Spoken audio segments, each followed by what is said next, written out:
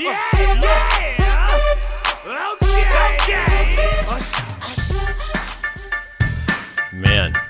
thank goodness.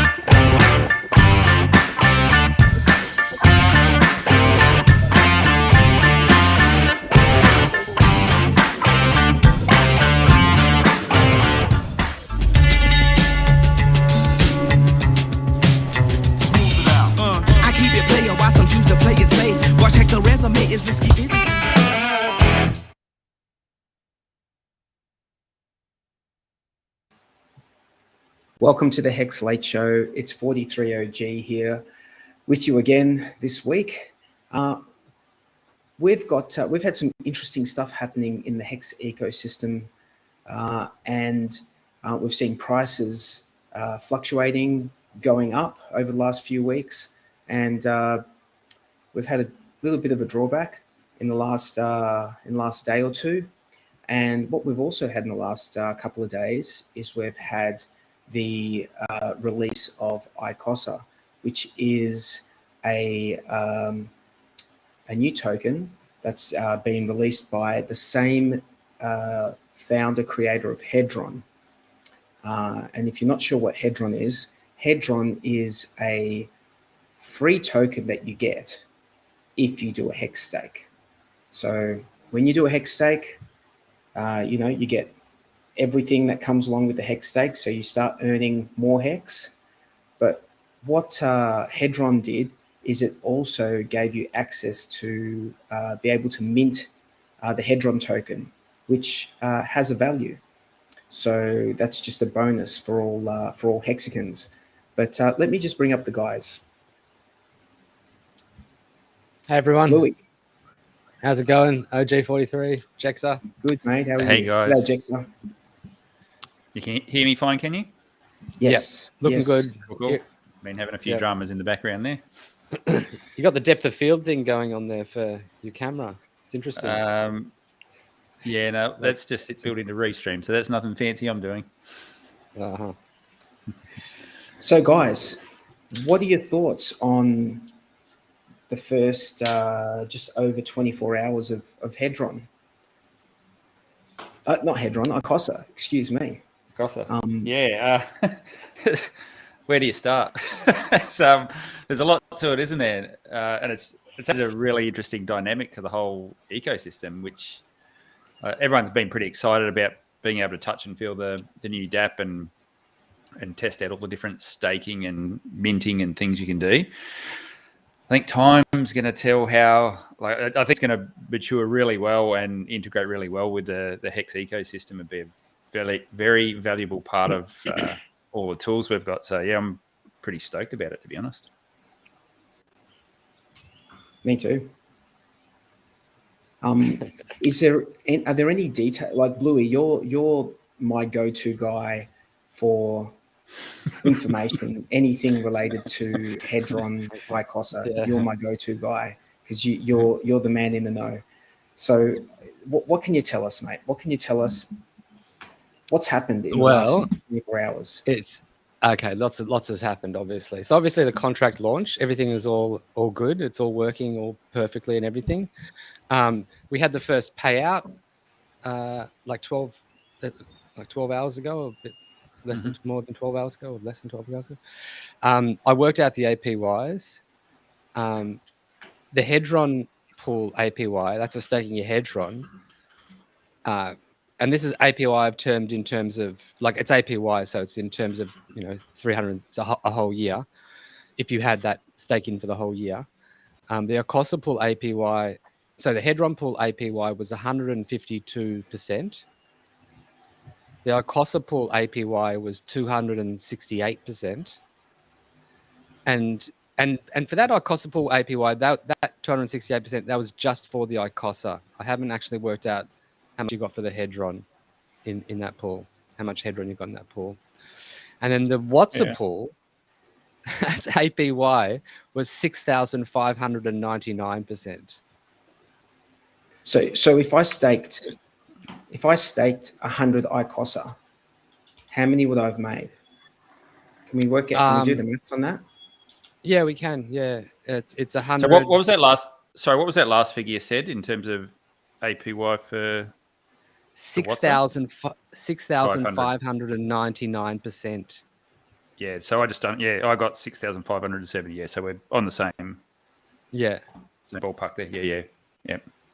So that was by far the best performing pool. But that comes with a.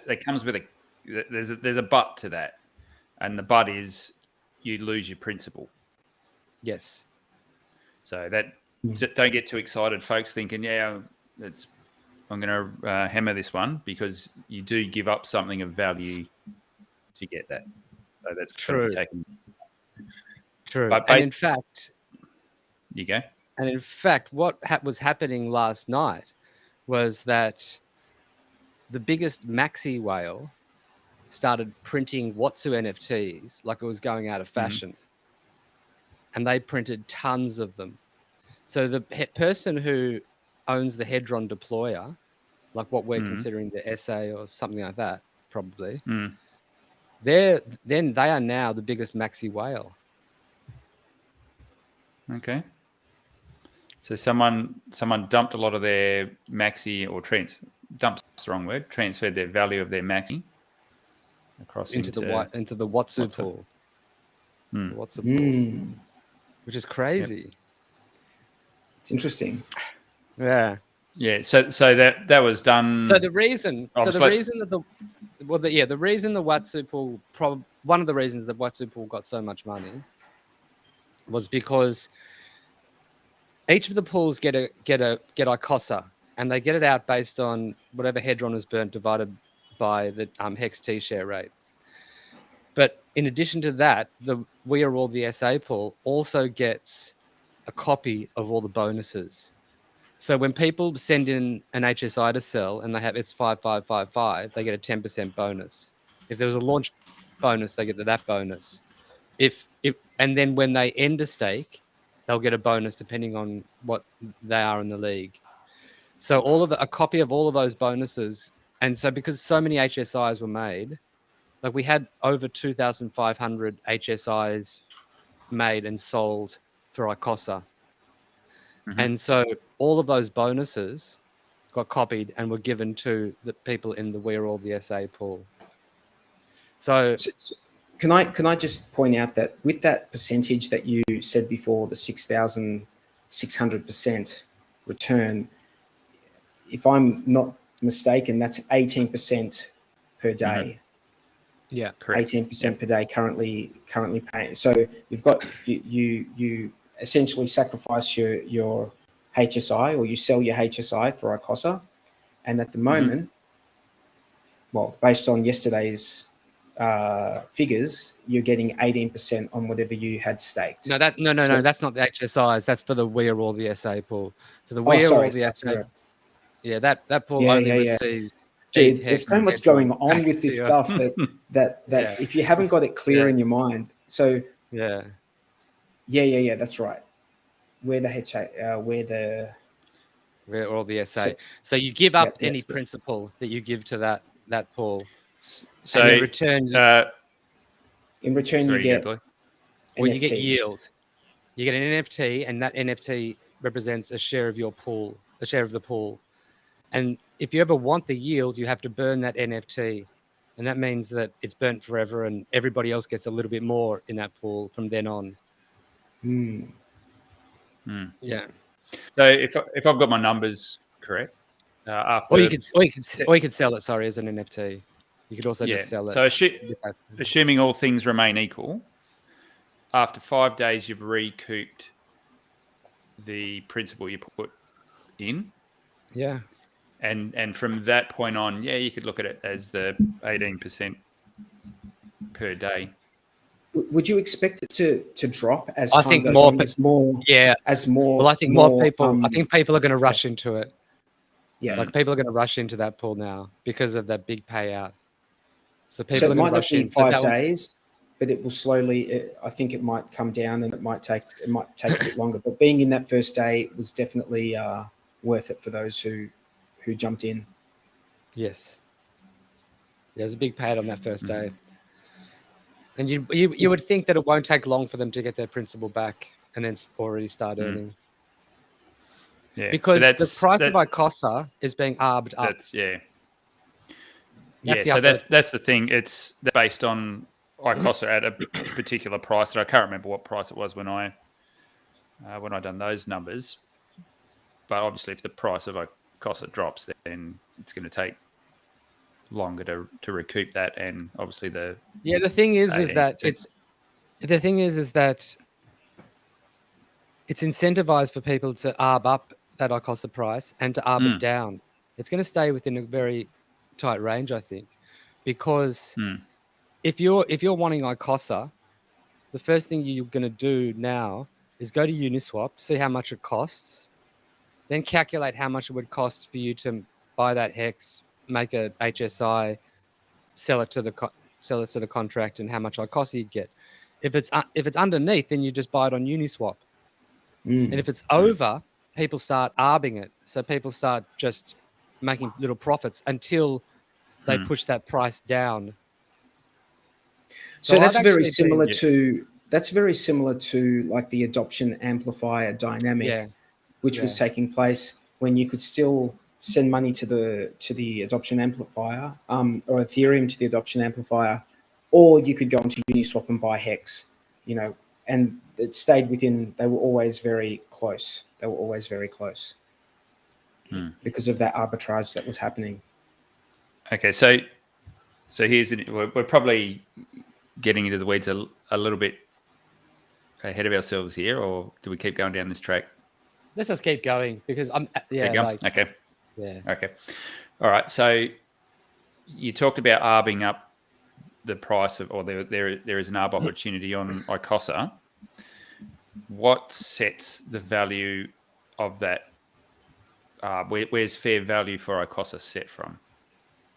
Well, you have the Uniswap price. That's how much you can get for a Uniswap immediately for a swap. That's spot. Yep.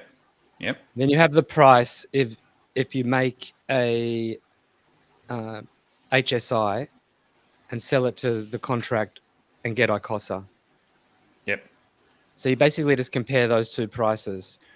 And if it's over, if you get a ton of Ikosa for selling an HSI, then what people have been doing is buying the HSI, getting the Ikosa, selling the Ikosa, they make a profit. Until they've sold that Ikosa down so that it's no longer a profit. Yeah. So this is really important for people to understand this bit though. So day 43. So to get Ikosa, you said you can buy it on market, or you can transfer something of value to get it. And that thing of value you transfer is a HEX stake. Now you only get a certain amount of Ikosa, and that's based on how many B shares you have divided by the and the time. It's about the amount of borrowable hedron on that hedron. Stake. Yeah. So what we've worked out is that for a 1 T-share Quattro Cinco stake, you get about 200 and it was yesterday. I think it was 262 Ikosa for that. Yeah. But I worked it out what it's going to be today, and it's going to be, I think, a bit lower than that, 259. That's just because the share rate went up. The T-share rate has gone up. Yeah. Yeah.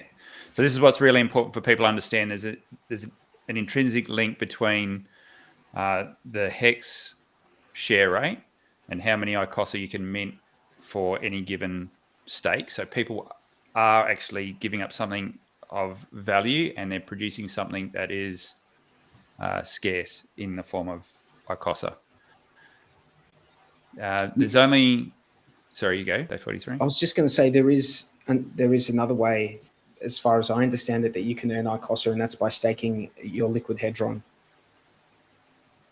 Correct, yeah. So if you just have liquid Hedron and you don't really feel like doing all the other stuff, you don't, your HSIs that you have, you don't want to sell them, or you don't want to go into the NFT pool or whatever, you can just stake that Hedron. And am I right in saying that it's like how long that minimum stake length is dependent on what you're classified as? Like if you're yeah, you know what? There's been a bit of confusion over this, and it's because you're actually two separate animals. Because you have your position in the pool, and then you have your position in the overall total supply. So the way it's worked out for entering the pool and for leaving the pool has got nothing to do with your share of the pool. It's got to do with your share of the total supply. So if you work out how much your stake is in terms of the total supply, that's what the amount of days that you'll be locked in for starts at, and that's what, when at the end, when the bonus is calculated, that's what it'll be calculated on. So that day stake doesn't vary. If you go in at a particular animal level, that's the way you stay for the entirety of that stake, and the duration doesn't alter. No, you might change depending on the total supply. Okay. And your stake. Oh, so your duration might change. You could go in as a whale. Yeah, you could go in as a whale. Well, the amount of days are set when you enter. So if you're the first person to enter, you're a whale. Mm-hmm. Right? Yep. Oh, actually, no. So no, where's sorry, this information? Hang on, that's the point. I couldn't see it on the website, the Ikosa website. I was waiting. I wanted to see the different scales. Levels. Oh, it's all, we've got it all over the place. Yeah, there's different scales. I couldn't see it on the website. Is it on the website? If you go to the pastor, if you go to the pastor, just type in. Oh, you mean in Telegram? Oh, on the website, yeah. Oh, no. Yeah, is it on the website? On the web. I'm not sure if it is or not. No. I couldn't find it on the website. No, there's more information in the Telegram, and we've got documents that we've made, well, the mods and stuff have made, which have tons of information. Can we get Blue just to finish his thought there? Because I'm not sure of the answer either. Okay, what was I talking about again? So you enter the pool, and let's say you enter as a dolphin, and you're locked for, what is it, 270 days or something? That's a shark. Yeah, a dolphin's 180 days. Yeah. So you enter as a dolphin. Then if the supply changes, like more people start minting Ikosa, and therefore the total supply goes up, and therefore you've got a smaller position. That you could go down a class. So you could start off as a dolphin, get locked up for 180 days, but then after a few days, the supplies increase, and so now you're a squid. But what you can do... Are you still locked for the 180 days, though? Well, what you can do is you can just send 0.1 Ikosa as like to top up your stake. And when you top up your stake, that recalculates the amount of days. Yep. And so that'll set it to 90 days. Let me bring up a couple of the guys. So if you want a crypto to barely move. And let me just bring up one more point. Hey, Tangent. Hey, Ty. How's it going? Hey, how you guys? Hello, boys. How you doing? It's good. Just let me finish this one point, right? So you can enter under a certain league, and that sets the days, and you can exit at a certain league, but it can go the opposite way around as well. You could enter at a time when there's hardly any. You could enter at a time when there's a large supply. Someone's playing audio in the background. Tangent, are you playing audio in the background? Oh, sorry. Tangent's so uninterested. Sorry. Watching something else. Can you hear me right? Can you hear me right now? Yes, we can. Yeah. Oh shit! Okay, I'm on the wrong mic. Sorry, dudes. Keep going, Bluey. Keep going, man. So my point is that you can enter as a squid and exit as a shark and collect that bonus. but not have spent so many days. So it Yep. depends on your timing of entering and exiting this pool in terms of what your percentage of the total supply is for that stake. Okay, so you've brought up something that's really interesting that I didn't understand. So you mentioned you can just send us an insignificant amount of Ikosa, and I assume this works on the Hedron staking side as well. So you can just top up with any amount, and it's going to recalculate your position in the pool. But how do you know? You have to work it out. Your... If you go to the app, you can actually when it's on the Ikosa staking page, if you hover your mouse over the yield bonus, it'll come up how much your stake is and how much the total supply is, so you can work it out. Right. Now the interesting Does that thing mean the with all time resets though? you gotta listen, man. Stop watching fucking Richard Hart. Fucking discussion. Does that mean no? I wasn't. He's here, but he's not here. Okay, so when you enter the pool, does that mean it restarts the clock for that minimum stake length? If you top it up, if you top it up, if you top it up, well, it recalculates the amount of days, and the clock starts again. So you might have less days. Fucked. No, it's actually good. No, that could be good tangent. If you enter as something and then you want to, you can drop that down dramatically the days that you need to be staked. The other thing is that these are minimum days. You might just want to leave it in there, because you've got good points the earlier you got in, and if you want to keep those points, you probably just want to keep that stake going, rather than. But then there's no obvious answer to what to do in these situations. I'm talking about the minimum there stake. Are options. I'm talking about the minimum stake length, not the scale stake length based on the size. There's only minimum stake lengths. So my question is, say I put in a certain amount, wait 15 days, so I'm halfway through being able to get my money out, but then I want to top it up, and I top it up. Then does that mean the whole thing is locked for another 30, or can I get some of it out at 15 more? Well, it depends. It depends at the time that you're topping up, what percentage of the total supply that stake is. Okay. So when I say percentage of the total supply, that's referring to your level as a squid or a dolphin or whatever, right? What I'm saying is you might enter as a dolphin, and then because there's more supplies has been minted, you actually end up being a squid. And so what you could do is top it up, and it goes from 180 days to 90 days. Yeah, I'm aware of that. I'm aware of those different amounts of time. They're trying to make it so that if you're a whale, you get locked up for longer, so that you don't crush little guys and shit. But I'm just more talking about if you're staying within the same category. You're not adding an amount that's going to move you into a different category. You're just topping up. Does the clock start again? Yes. Okay. I just want to jump in here. There's a question in the chat. I only have HEX. Should I be trading HEX for whatever coin they're talking about? I'm going to answer this and say no. Okay? No. Hard no. Because HEX is the shit. But what you could do is you could stake your HEX. And if you stake your HEX, you can earn Hedron for free. And if you earn Hedron, if you've got Hedron, you could stake that Hedron and earn the Ikosa for free.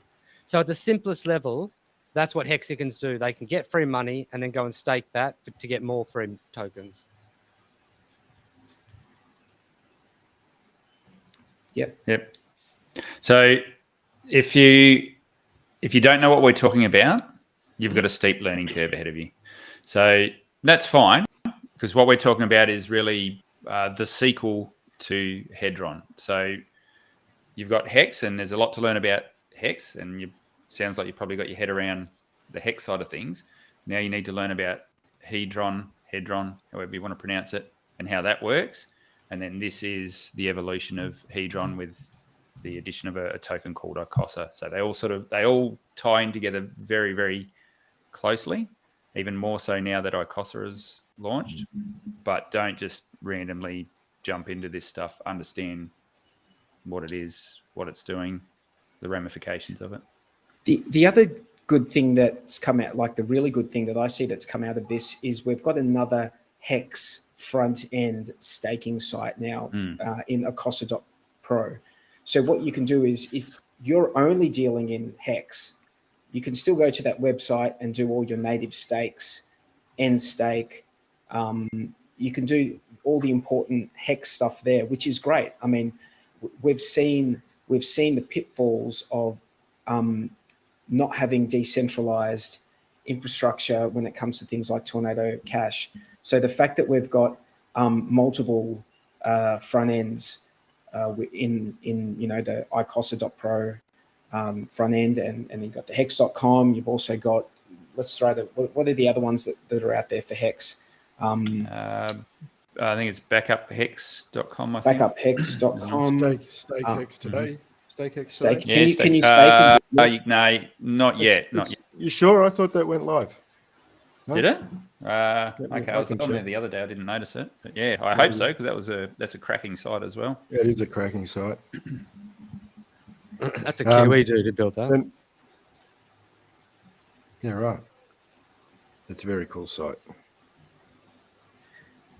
Yeah, so Bluey told me that Alex was perhaps going to come on to the show today, but it is early morning for him.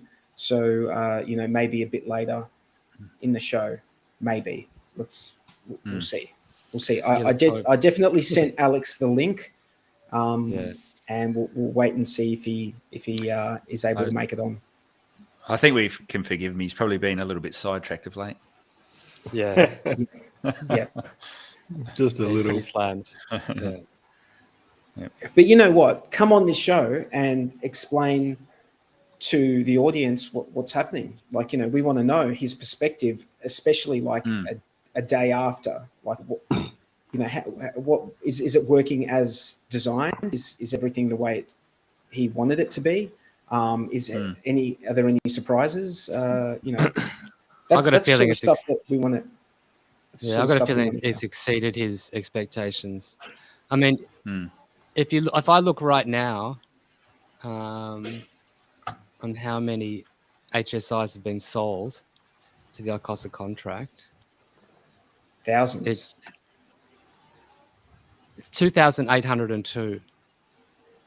So that means in 90 days' time, the 2,802 HEX stakes will be coming up for auction at the same time.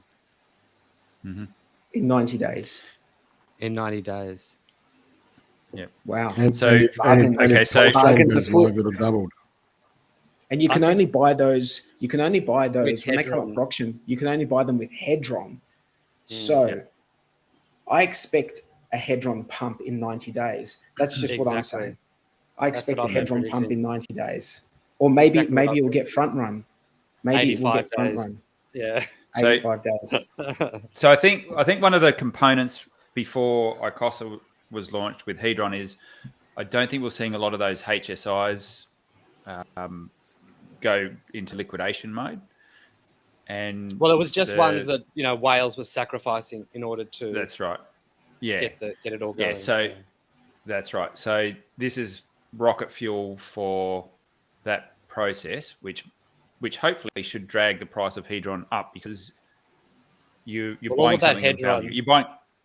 You're buying something of known value. Yeah, but we know how much a HEX stake's worth. Yeah. So you can put a dollar value on that. So now someone as a minimum is going to have to sacrifice, you would think, at least the same dollar value in Hedron to get that stake. The thing is, right, they've been going for a premium. Like, very, very, very rarely do you actually get a bargain. It's quite interesting, right? On those auctions. But that was on a more limited playing field. Now this is a bit there's more 2,500 of them. Well, that's it. 90 days, you got 2,800 all come. Well, 2,500, and then the next day another whatever happens today. And if PulseChain launches, it doubles.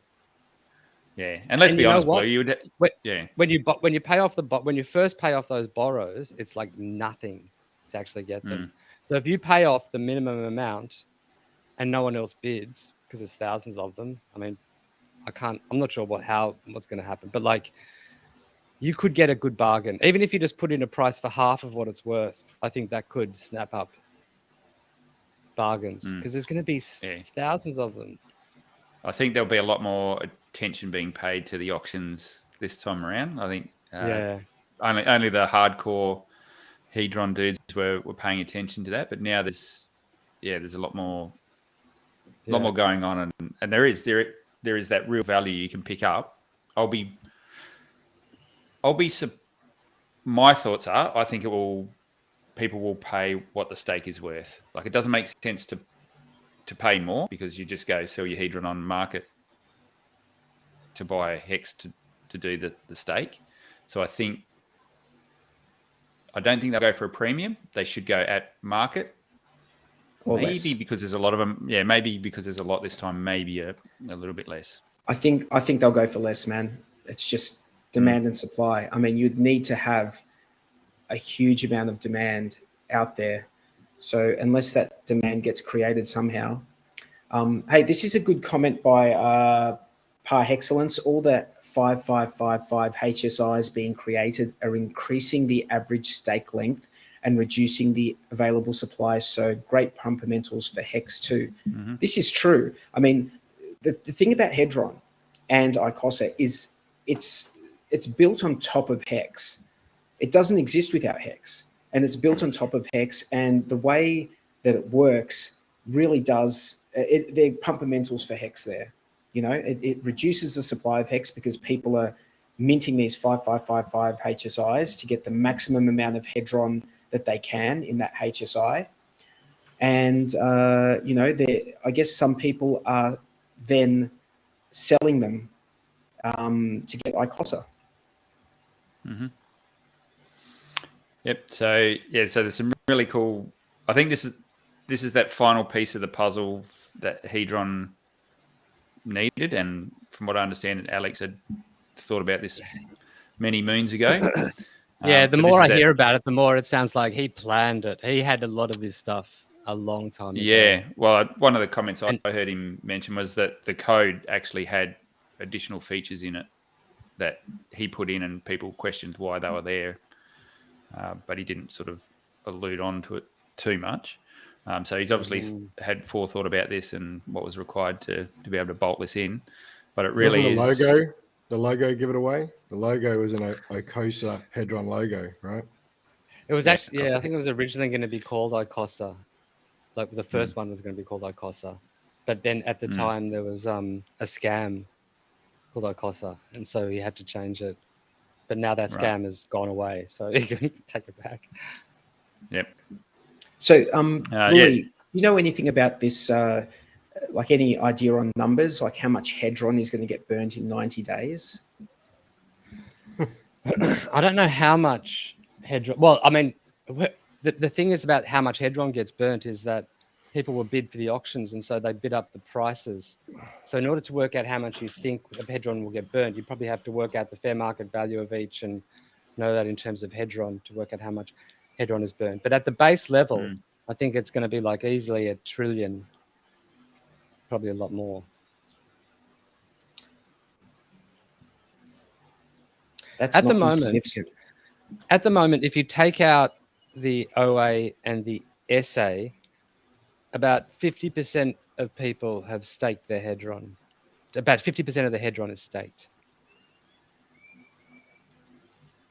which is pretty high, you'd think.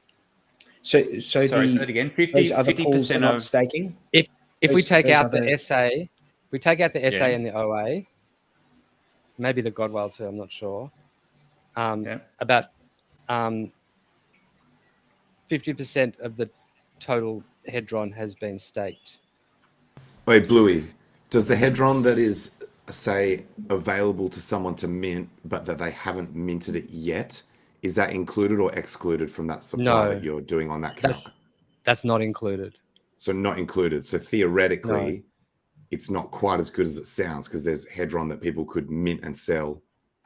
Well, people have been minting like crazy. I know. I'm just saying that there's a supply there that's hidden by the fact that it's not minted yet. But well, it's potential. Yeah, there's potential supply. Yeah. Yeah. Okay, just there's one thing that I wasn't aware of that we touched on in one of our private chat groups, and that was the amount of Ikosa that is released to each pool is worked out by taking the amount of hedron that's burnt and dividing that by the current HEX share rate. And that gives you, the amount of hedron burnt daily divided by the current HEX share rate. And that gives you an amount of Ikosa that is distributed to the 3 staking pools. So the WOTSA. Well, each pool kind of earns its own version of that.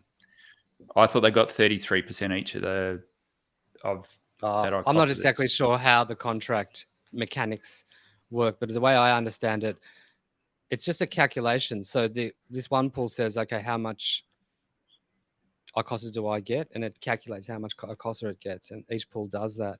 And then, and because the WhatsApp pool also gets a copy of the bonuses in addition. So it's got a... Yeah, so I could be wrong. My understanding is there's a certain amount of Ikosa minted each day, and that is split 1/3 to each pool. Now, obviously, there's other things that you're talking about bonuses getting given to the WhatsApp pool, I believe you mentioned. Yeah. Yep. But there was one other thing I wasn't aware of, and that was over the past however many days Hedron's been up and running, there's been a certain amount of Hedron already burnt. Mm. What happens with that, and how does that impact the pools? Yeah, that's going to be, that amount of Ikosa is going to be distributed in the first year. So the burn was like $3 trillion 3 trillion Hedron. And so then that 3 trillion divided by the share rate each day is 1/360th is distributed on each of the days of that 360 first year, that 360 days. Okay. So right. So hang on. So there's a lot of inflation in the first year in the Ikosa pools. Yeah. Or on Ikosa. Yeah. Yeah. So when we talk about Hedron that was burnt, it was any actions that the SA's taken to use the benevolence feature. Is that correct? Proof of benevolence. That's the burn. Yeah. And anything borrowed that's paid back. That's paid back. Yeah. Or so we've got right. So we've got 3 trillion odd Hedron sitting in that approximately that's been burnt. Has been burnt. Yeah. Yep. And so a portion of that is going to turn into Ikosa and distributed each it's day just used, that number is used as on the basis to create Ikosa and distribute it. Yep. And so that's a one-time first year event. Yes. Okay. So so do we know, is that visible anywhere? Can we see where that's playing out, or how do we know how much has been burnt and how the Ikosa yield for that day is being created? Is there any way to view that? You mean what happened on this day? No, I'm not sure at the moment. Okay, no, that's cool. Yeah, so that was one thing I wasn't aware of, and I guess unless you've been spending a lot of time in the Ikosa chat or the Hedron chat, you're probably not aware of that as well. So that is a think of like a big payday, I guess, if you like. So that first year, there's going to be a lot more Ikosa distributed to the. Yes. Sorry, I shouldn't say that, because if the system grows, there could be substantially more Ikosa distributed in subsequent years. But just understand there's that extra kicker for the first year. Not really. I mean, if the system grows, you mean if tons and tons of Hedron starts getting burnt because people are borrowing? Yeah, that could happen, and then eventually you get the AMR bonus kicking in if that phenomena happens. And I think that it'll drop off quite heavily after that first year, the amount of yield that you're earning in those pools. Yeah. But who knows what happens with the prices in that? there's a lot of moving parts to this, and the market's going to ultimately decide. Did you see the on the gas guzzlers? We were number 2 with all the NFTs and HSIs. And yeah, I think Jexa tweeted that out. Oh, did you? I'll just have a quick look and see. I think we're up to 6,500 NFTs right now. Yeah, so I think we've quietened down now.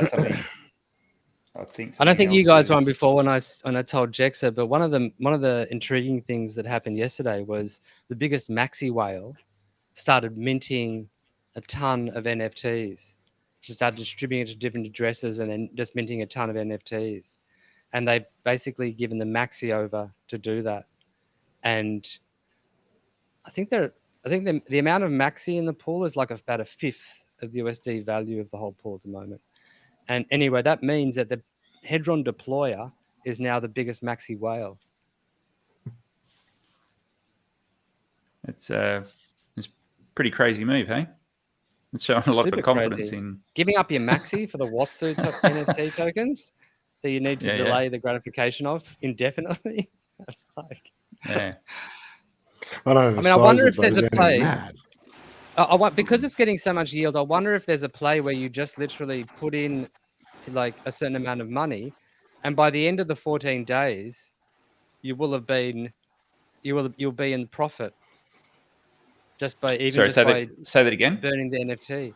Well, I wonder if like if you put $1,000 in and you're getting this amazing APY for 14 days, at the end of the 14 days, like you might have exceeded your principal, and it can and then he could just rebuy all the maxi back and still be in profit, theoretically. Yeah.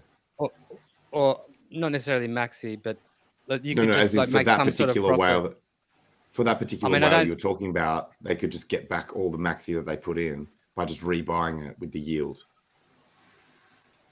Yeah, but the thing is they wouldn't, because they'd have to burn the NFT, and that means it'd be a stupid move.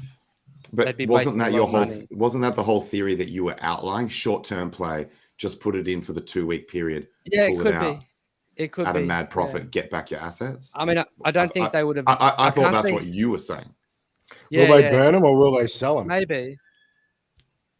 Well, if it's that massive, you might not be able to sell them. Yeah. Maybe you can. I don't know. But what you wouldn't let it run. So many options. It'll be such a huge amount. It'll be such a huge amount of Ikosa. You might crash the price trying to turn it back into maxi. Yeah, but you wouldn't run it. So if you were going to do something like that, the play would be, okay, you go in hard day one, run it for 12 days, say, destroy your NFT, and then rebuy another one before the 14 days end up. So maybe it's hard, hey? Yeah, because then they have a big bag of Ikosa, you're just gonna dump it and then dump down the price. Like, I don't know what that move was, but I'm imagining that they're going to the Watsu pool. It's a long-term move. Not necessarily. Not necessarily. Is the lock only 12 days, but the thing runs for 14? So you can burn the NFT and buy another one. No, I thought it was the same length. You can buy as many as you want. After 14 not from the same address though. A video I saw by David Feeder said that it's one per address. No, you're getting confused with that changed ages ago. Pools too. And that's the Hedron and the Ikosa staking. You can only have one stake per address. But the NFTs you can buy, the Watsu NFTs you can buy tons of them. Oh, okay. But then after 14 days, that's it. And if you burn it, you're out unless you got. After 14 days, no one else can get them. So after 14 days how much yield you're gonna, or you'll know your percentage of the pool, and that's not going to change. So that's maybe why that's been a very attractive pool as well. No, but it does change as people leave. It changes, right? Oh, you can only go up. Your share can only go up. That's right. Yeah. So that's the worst case scenario. And then if someone leaves and burns it, then you're getting more. You get more. Yeah, a lot of interesting games that can be played for sure. But the very fact of us just talking about this now removes a bit of that alpha, because if everyone's sitting there going, "Oh, I can load up on this now," that's what brings APYs down to reasonable levels. Is everyone flocks to it.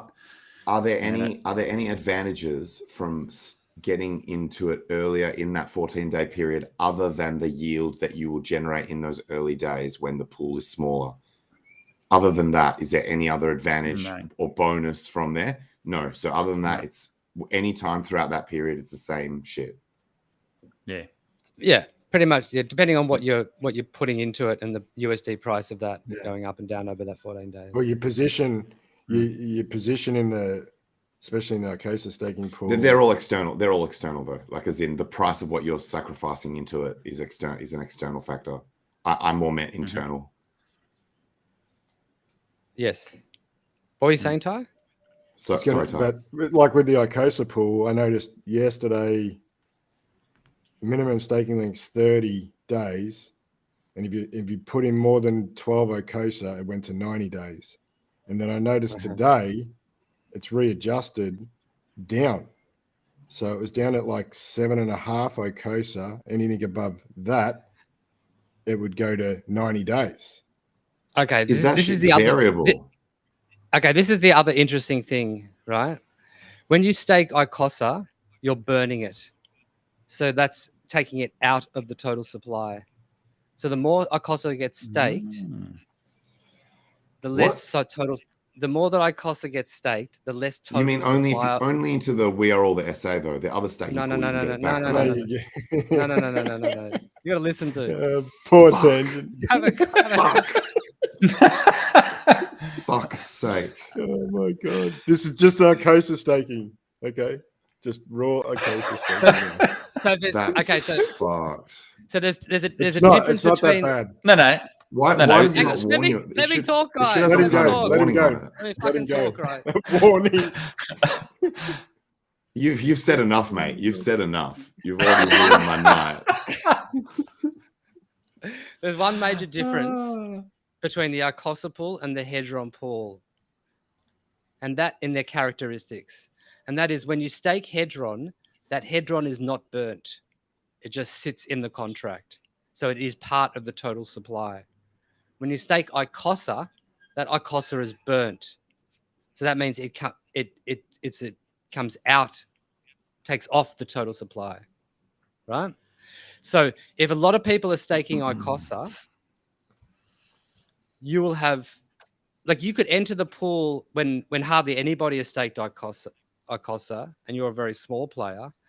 And then if tons of people stake and you time it right, you could pull it out when you're actually more of a dolphin or a whale or whatever. You just said that you can't pull it out. You said it gets burnt. Like it's like a hex stake. No, it's exactly like a hex stake. So it doesn't actually get burnt. No, it does actually get burnt, and in replacement for that, you get a share of the pool that you can mint out when you end the stake. Functionally, it gets burnt, but practically, it does not. You can get it back, like as in what Jex has said with the hex stake. No, it's just getting reminted. No, it's just getting reminted at the end. It becomes potential, yes, but it comes into existence once the person ends the stake, just like HEX. So the difference is that it's in its effect on the total supply, and therefore, like, your position of that stake, and in terms of how many days you have to be in there, and then at the end, how much bonus you get. Okay, let's delve into this a little bit more, because I wasn't aware of the nature of that as well. So, on one particular day, first of all, how do you know? I can see the pool size, but I can't see how much total supply is. If you hover over the yield bonus, it'll come up. It'll tell you the total supply in brackets that is the current total supply. So when you enter that Ikosa staking pool, your position is calculated based on the total supply. Is that correct? That stake in terms of the total supply, the percentage of that stake of the total supply. So like we discussed earlier on. So if the total supply of Ikosa increases over time, then you top up, that'll reset your days, and it could reset them lower. Shorter, yeah. But if there's a whole bunch of Ikosa that is getting staked, then the total supply, the circulating supply, or total supply, it's total supply. So total supply is restricted, and therefore you could top up and end up a shark. Yeah. Well, you don't even have to top up. You could just end up a shark. And so, like, if you end the stake when you're a shark, then you'll get the shark bonus.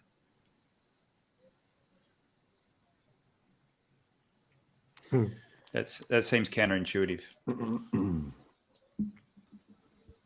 It's basically just the amount of days are set at the start of the stake, and the bonus is set at the end. Okay, and this is coming from a place of ignorance, but I disagree based on the fact that you could enter as a shark, and then more and more people stake, reducing the total supply. That means everyone gets lifted up as being a higher tier. That doesn't make sense. You should go down a tier. No, less supply. It's because it's not of the pool. It's not a percentage of the pool. It's a percentage of the total supply. That's how it's worked out. Okay. So your pool position is completely different, completely separate. Seems counterintuitive because it'd be that sort of tends to suggest that there'd be more people in the pool because more has been staked, so total supply is less. So the more people that go in the pool, you should have a smaller portion of the pool. You do, yeah. You might be like a squid in the pool, but a dolphin in the total supply. Shit. Okay. Oh, you've just confused Tangent more. Look. I'm not confused so much as just questioning in my head whether this is just like a bit too complicated to onboard people to. In terms I had this discussion with Spaces yesterday. Is there a real world financial product that's anywhere near this? That's anywhere close that you could say it's kind of like this, but with a few differences? Or is this just completely because there's so much circularity to what is going on here? I'm just like, fuck, man. Like, if semi-intelligent or semi to highly intelligent people are struggling to kind of like to be able to like see the path mentally of where the funds are going and what the shit is doing, then it becomes increasingly high risk that something could be going on here that people don't understand. Listen, I'm not saying from a scam point of view. I'm just saying like this is the next level IQ test. It's a process to understand. So like maybe we should just be thinking about each of these things completely separately and trying not to conflate them. Like just because some of these things, this actually might be a way to simplify it. Just because some of these things use the same products, like that, you can stake this, you can stake that, and there's a bit of like group shit going on because it's like HEX related, and you get Hedron from HEX. Maybe we need to isolate those aspects of it. We need to isolate the fact that you can earn Hedron off having a HEX stake, and then just think of the staking pool just by itself. So then it's just like other staking pools, and you're like, you literally just stake here, you get this incentive token, that's it. I think maybe where it is a little bit overly complex is this shit with the like the whale shark shit. Like it could have maybe just been done where it's just like flat. Yeah, but not everyone's going to be concerned about that. We're going to be probably more for the the techie geeky. Some people are just going to go, this is what I can afford, this is what I want to put in, and they're just going to set it and forget it. My observation of seeing myself like come up with against all of this information, and then seeing everybody else new come in, people's first reaction is, this is too much, I don't understand, this is real mind flipping kind of stuff. Then you start going a bit deeper, you get even more blown away, and you feel like you don't understand it. And then as you go along, you get to a point where you can kind of conceptualize it. Okay, it's only 3 pools, and this one does this, and this one does this, and this one does this, and I've got these options, and I've got these options, and I've got these options. And eventually it becomes. But Mayo and I had to call Bluey today just to get some clarification. Sorry, we done the same thing. Yeah, but now but now you guys will understand, and like in a month's Oh, time, you're going to be explaining it to someone. And using It's the same it. with Like, HEX. you know, It's the same thing here's with a HEX. bigger We concern. went through the same thing with HEX. Here's a bigger concern than just the difficulty it is to relay the information to someone new. I remember with HEX, that shit is very simple to explain. And there were a lot of people on YouTube, Twitter Spaces, etc., saying shit that was just flat out incorrect. Can you imagine with something this complex, how much possibility there is for people to say the wrong shit about how it works, and then how much corrective action needs to be taken from people within the community being like, no, it doesn't actually work like that. And then disputes on how it actually works. Dude, you know what I mean? been witnessing. Hang on. This is a really good point. This is a really good point, right? All of crypto is actually a revolution in education, right? It's actually about us teaching people how to do things. It's about the first movers teaching the next people who are coming in how to do things, teaching them what the fuck is bullshit and what is actually legit and all of that kind of stuff. This, and then me watching people come into like the Hedron and Ikosa chats. Like Nomad has done an amazing job on all the pastors on getting information. People have gone and written documents. People have gone and made videos. And that's good. And as soon as people come in, we can see them. They don't have it. They're clueless. And then over time, they just have to get the information. And that process of getting that information it's been beautiful. And it's because of all the mods in the if chat. it's well documented by people who definitely know, then it's probably fine. So that people should just go, and then rather than explaining it to people or attempting to and probably fucking it up, people should just be like, look, you need to go and read the documentation. If you rewind 2 years, these are the exact conversations that we're having in the HEX chat and the HEX Pro chat. Everyone was bashing their head around the really fine details. Now, do you need to know that to know what HEX does? No, you just know you stake it, you get 38% yield if you lock it up for average stake length. That's as simple as it needs to be. That's a good point. There's people who get down and have like a 200 staking ladder and have all this mathematics and all this timing, and then there's other people that just go, I'll just do 4 stakes a year, 1, 2, 3, 4 every quarter. They walk away. So you can make it as complex or as simple as you want, and I think you'll get that in this situation as well. Yeah, it's like anything. So some people want to learn how a car works. Some people just want to get in the car and drive it. And we're obviously on what we're discussing here is more about how the car works. You don't need to. And some people drive without knowing how to drive. Yeah. And some people get into fucking accidents. Good. That should happen. I will say, I fucking love the website. The website is tight as fuck, and it seems to load up everything faster than the original Hedron website. Like the loading time seems to be more efficient. The design of it is efficient. It looks amazing. Having everything in one place is fucking incredible in terms of right from being, because you can do native HEX stakes as well on there. So while I may have sounded slightly negative before about the complexity level, I will absolutely be using this as my go-to website for all HEX and Hedron related shit, you know? So I've got a question. I've got a question for just going and observing, you know, what's going on in an address that's interacting with the Ikosa contracts. Contract or contracts? It's one contract? One contract. I think there's a couple of. There must be multiple. It must be multiple. They're all the Ikosa contract. The Hedron has 2. There's a Hedron deployer and Hedron, but the Ikosa is just one contract, I think. And the what's a contract though as well, isn't it? Yeah. Is there? Yeah, you're right. The what's is separate. Yeah, right. All right. So the question is, at the moment, as far as I know, you need to connect up a wallet to a website to see what's going on with that in an address. I hate that as my only option to see what's going on. I like sites. I mean, the website's awesome, but I'm saying it would be nice, right? Request to devs out there who see value in this, like I do. It would be nice to have a website where you can just enter an address and it just gives you all the information about what's going on in the Ikosa side of things.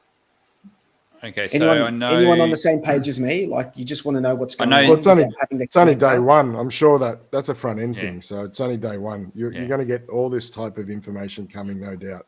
I'm sure it was like Alex probably just wanted to get MVP out, and then he's like, then we can probably concentrate on some more front end gadgets so people can geek out on.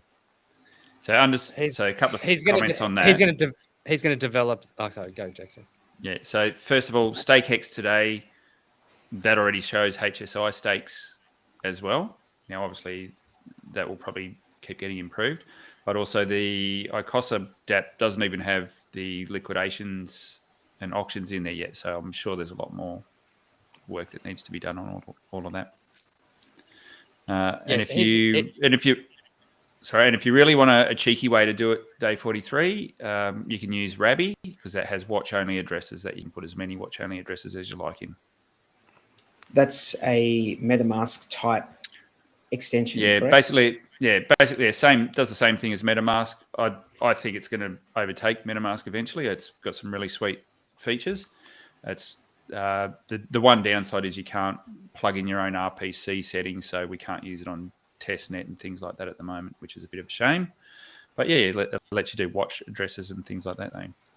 That's a workaround for now.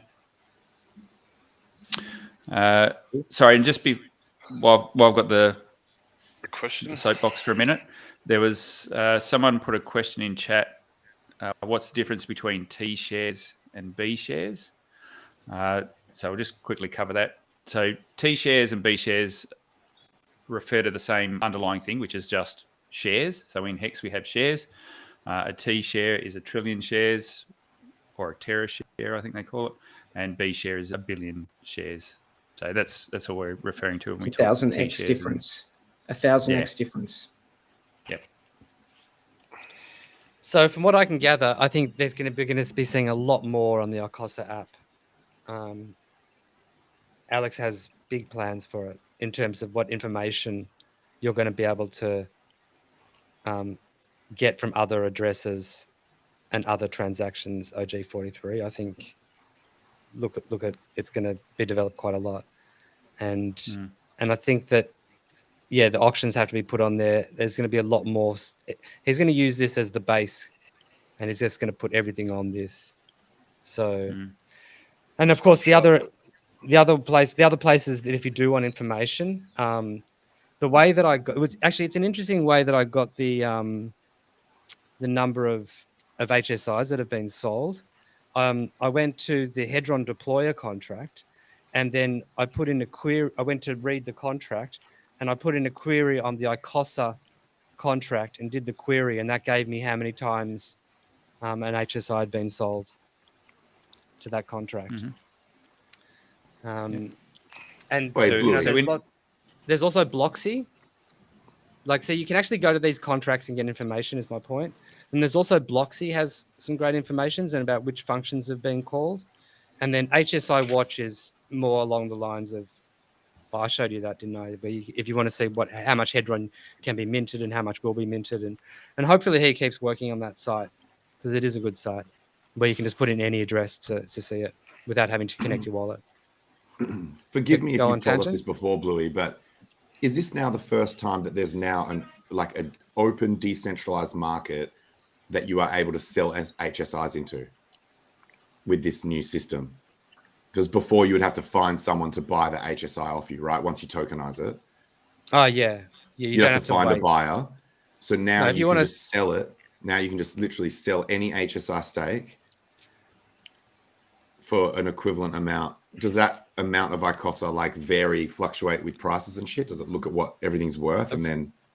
No. So so you get it. The amount of Ikosa, we kind of covered it at the start of the show, but basically there's an ARB point, right? So at the moment, Ikosa is on Uniswap. So if you're wanting Ikosa, you go along to Uniswap, you check out the price there. Then you check out the price of HEX and how much it would cost to make a HEX stake and how much Ikosa you would get for selling that HSI. right? And you compare the So you're two. saying this one doesn't float, but the market rate, the other one floats and should therefore approximate this. Like when I say this, I'm pointing at my screen, but it's the Ikosa buyback. Well, people will just go check if they can get the Ikosa cheaper than they can to do that whole thing and get the Ikosa. They're just going to get it off the market, and that's going to drive the price up on the market. If the price, if they can get more Ikosa, like if they can get more Ikosa for the cost of the HSI and selling it, then people are going to start arbing that.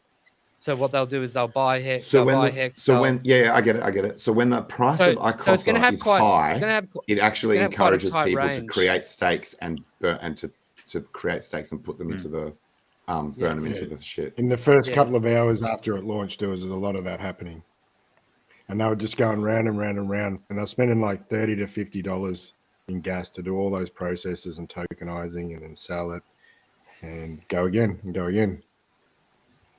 Mm-hmm. So I'm guessing that price of Ikosa is going to be pretty tight around a range. And I've been LPing the HEX Ikosa pair, and I've been making some very good interest. When you say tie around a range, that's relative to HEX though, right? Not to dollars. That's a HEX Ikosa. Yeah, which is why the HEX Ikosa pair is a really good one to LP for.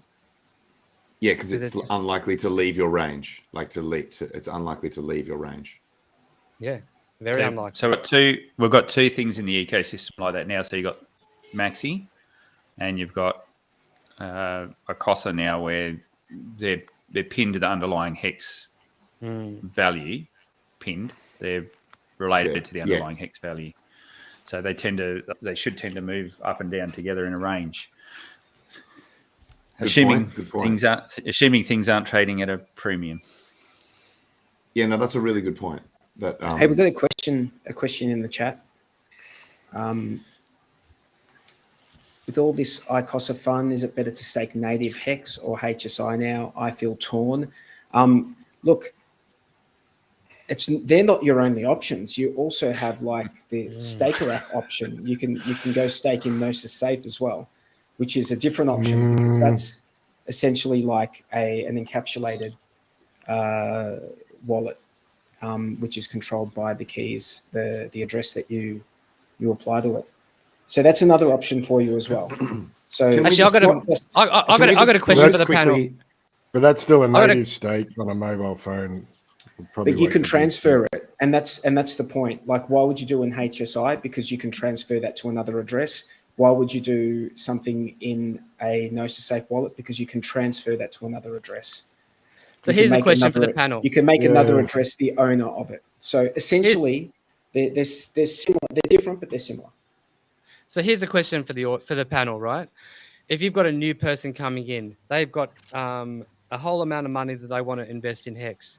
Do you recommend they do a yearly staking ladder, like 1 year, 2 year, 3 year, 4 year, 5, blah, blah, blah, or just buy 15 HSIs at the max stake length and with the plan to sell them one a year? You've also left out Maxi and Desi as well.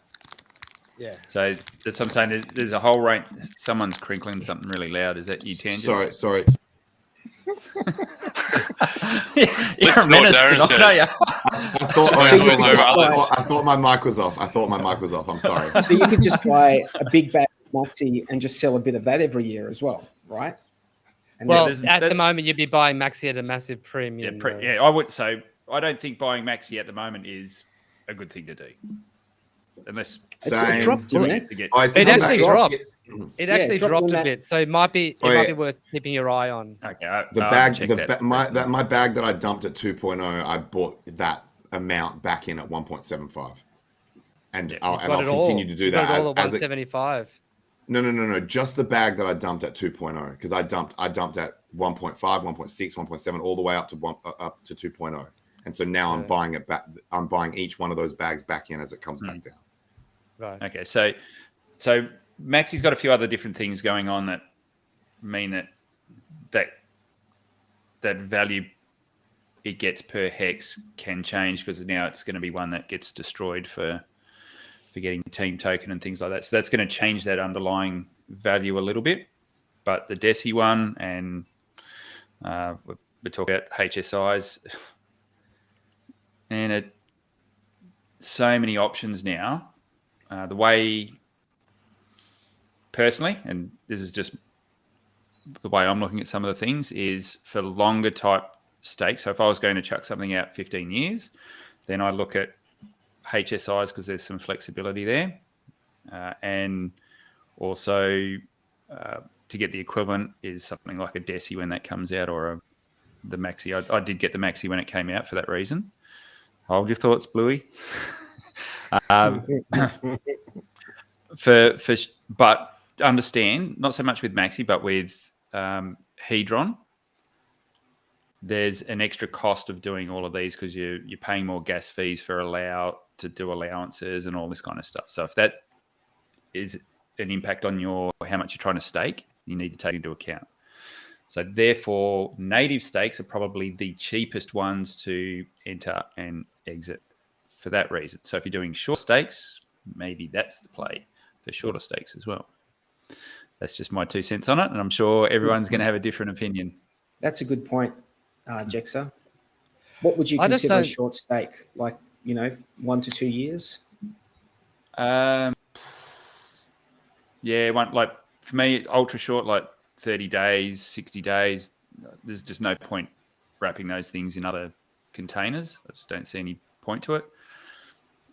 Even a year, like, geez, if you can't hold something for a year, far out. Yeah. No, a year in crypto, man, can seem like a long time. I agree with you on the set, like up to several months. It's like you probably don't need any kind of fancy shit, but then. And unless it also depends on your ladder. So you might be able to lock up a year one when you have shorter ones coming out. But if you've only got every year, then you probably want flexibility. It's tough. But so the two things Sorry, you go. Go on, mate. I was just going to say something that's not related, but you go first. Yeah, the biggest thing one of the biggest things that HSIs give you is portability. And if you've got a native stake, you don't have that. And that can be really, really important from a security aspect and how you want to move things around. So, but the double-edged sword to that is you've got increased attack surface because you're not dealing with the HEX contract. You're dealing with the HEX contract, Hedron contract, and now the hacker can sell your stakes now. The hacker can now sell your stakes. Whereas the native that third contract you mentioned, you don't necessarily interact with that. No, contract, you don't right? have to. You don't have to. Okay. Yeah. Just a question in the audience from Buffo. How much is one Ikosa right now? It's around $1.85. $2? Oh yeah, something like that. I got $1.90. Yeah, is that right? I just wanted to point out just before the sapper in the comments said this is all seems a little bit complicated. Can I just say that if you're a HEX staker, the most basic thing that you can do is mint your free Hedron that you get that relates to your HEX stake, and that's based on how many days you've served of that stake.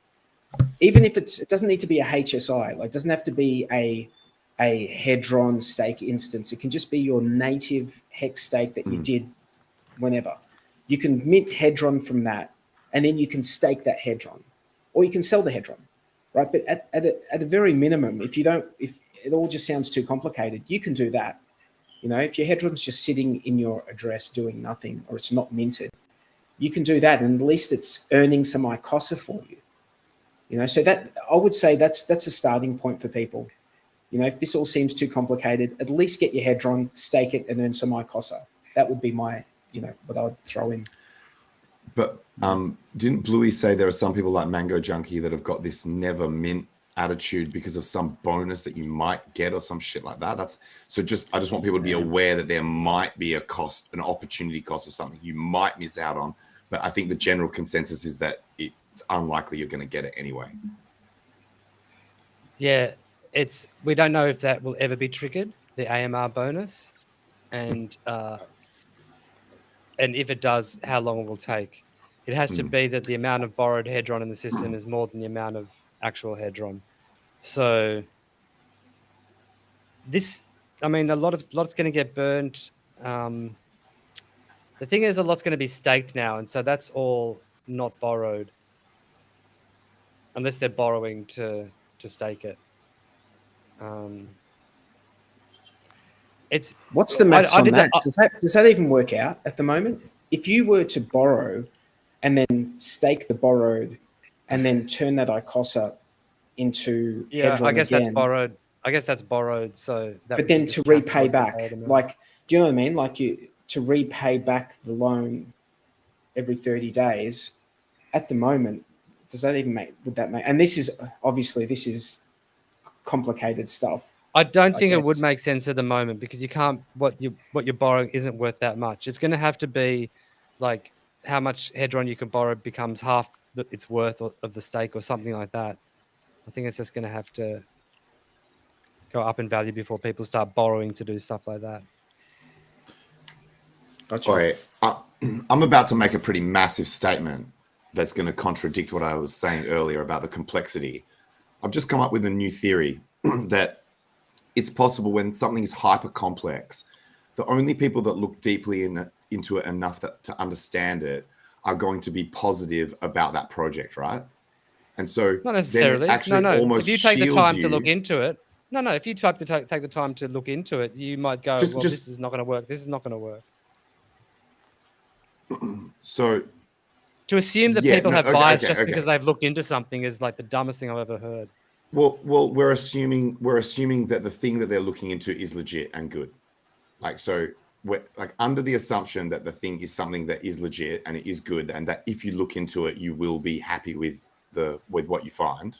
Mm-hmm. Then what this high level of complexity does is it shields the token or the tokenomics from outsiders who want to take cheap shots and be like, HEX, the supply's too high. HEX, there's a shark whose stake is ending soon, and they're probably going to dump it. So things that are like easy to look at that you can say is a negative, people won't be able to do that if the shit's so complex that they don't know what the fuck's going on. It'll only be people who deeply understand it, and then assuming that the shit is legit, you won't have as many negative comments from haters, possibly. Yeah, and honestly, it's not that hard to understand once you take the time. Like, I know that it's a lot to take on. It's exactly like getting a new game. When you start learning a new game, you're like, I don't know how to play. What's this? What am I meant to do? Blah blah blah blah. And then you start learning the rules, and then it gets all complicated and overwhelming. And then at some point, you just like, game Monopoly. Yeah, sure, let's play. Like, you don't even think about it because you know becomes second nature. You know it all. Yeah. So like any learning process is like that. Yeah, exactly. And so this is the same. And look, there are some things that are not going to be worth doing in relation to minting and staking, and in relation to Ikosa if the amounts are small on Ethereum. But those same things will become viable options when PulseChain launches, because of the gas fees will just be so low. What would be an amazing thing to happen is, like, in 90 days now, we're going to have these massive auctions with thousands of them getting auctioned. What happens if PulseChain gets launched in between now and then? It means we have 2 massive auctions on 2 separate chains. And on one of those chains, there's no transaction fees, pretty much. Louis, when you said it was the dumbest thing you ever heard, is that including Einstein stuff or is that excluding Einstein stuff? Einstein's a bit dumber. Einstein stuff even dumber. On a scale of dumbness from Einstein to you're not as dumb as Einstein, Tangent.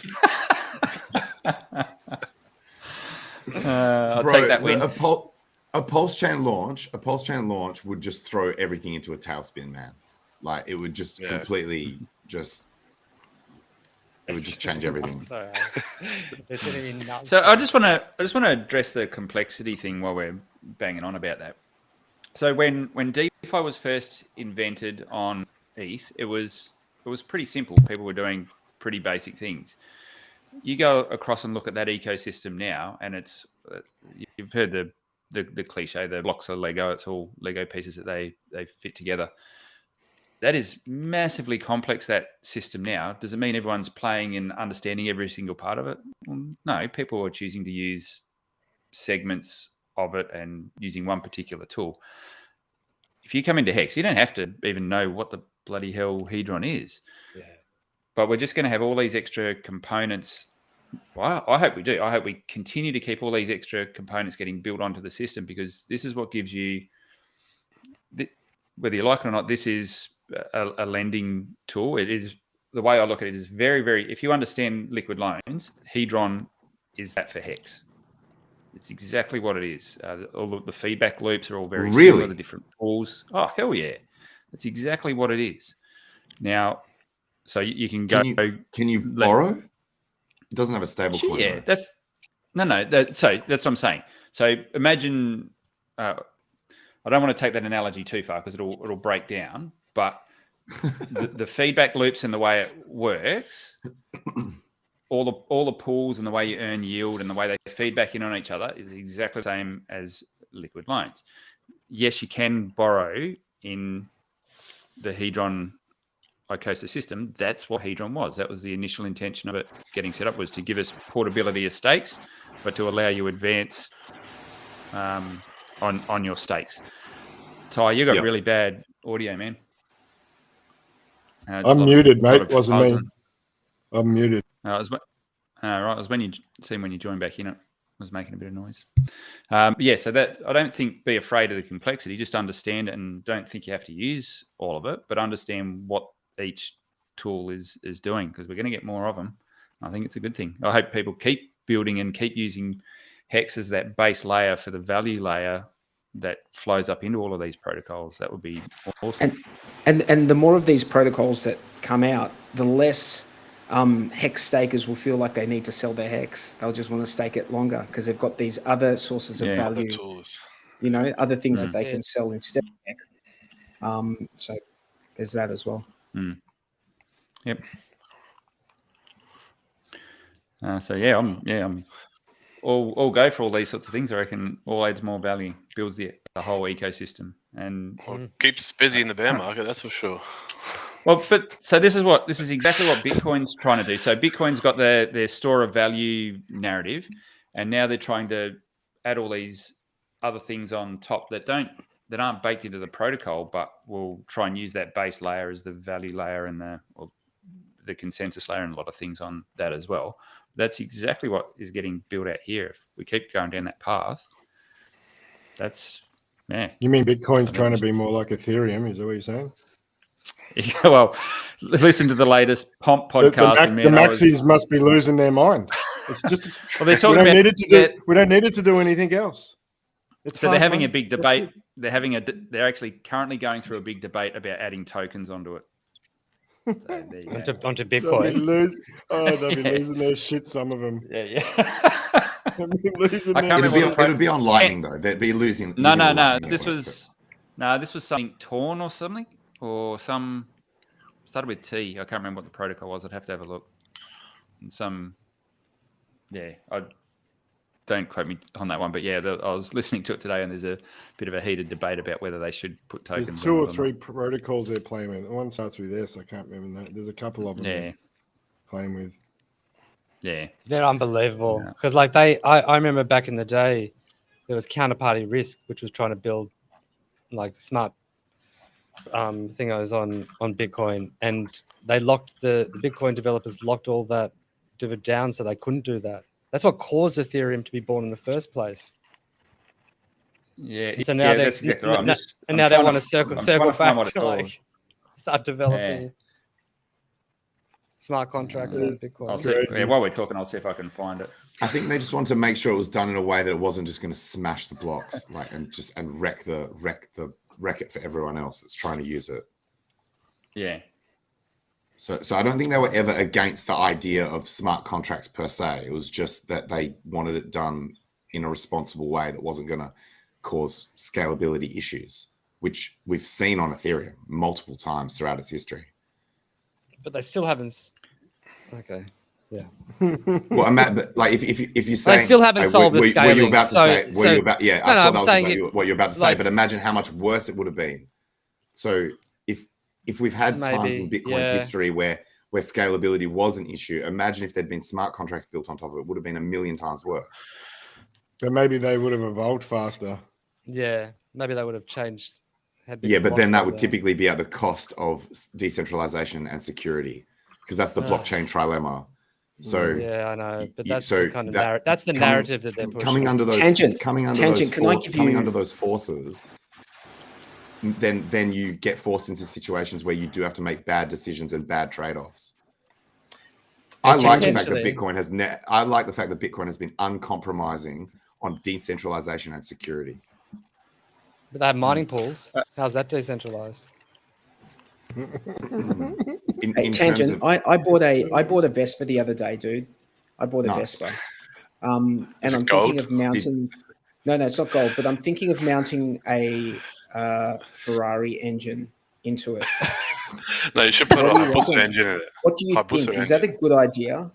Does that remind you of this discussion that we're having right now about Bitcoin and contracts? Like you're saying fit for purpose, yeah?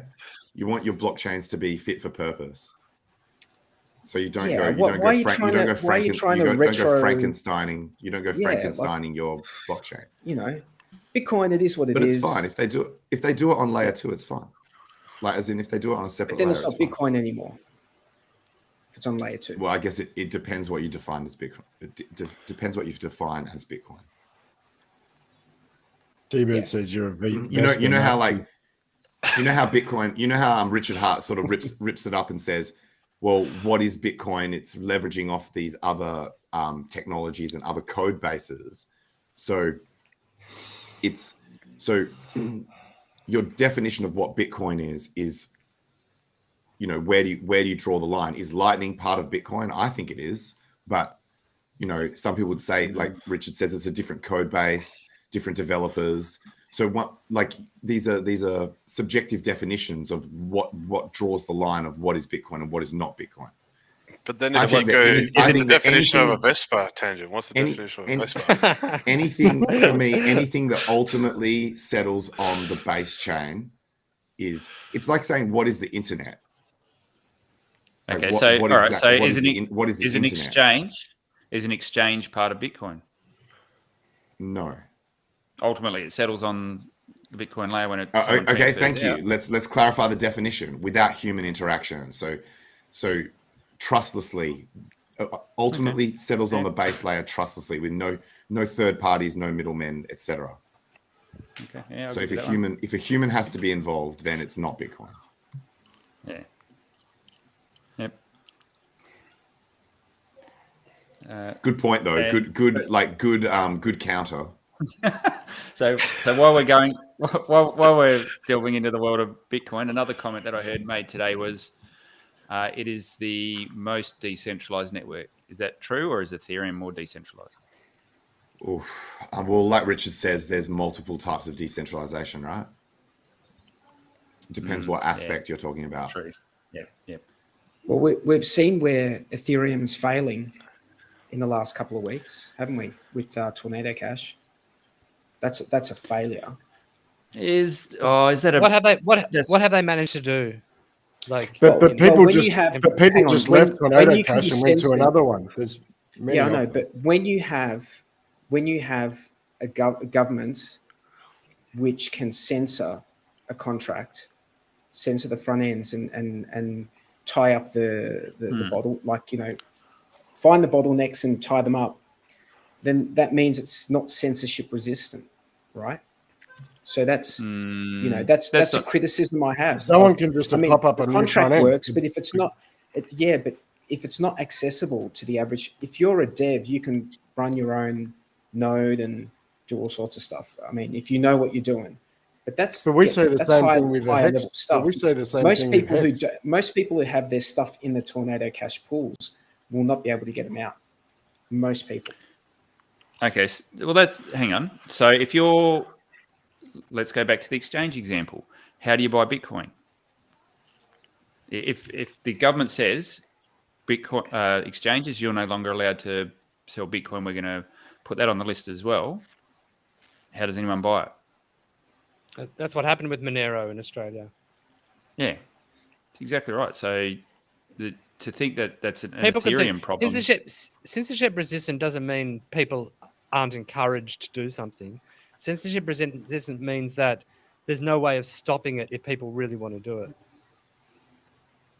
Yeah. So we need to find. I mean, what we're seeing with what's happened with Tornado Cash is that they've made a concerted effort and they've been able to basically stop the vast majority of users from interacting with that contract.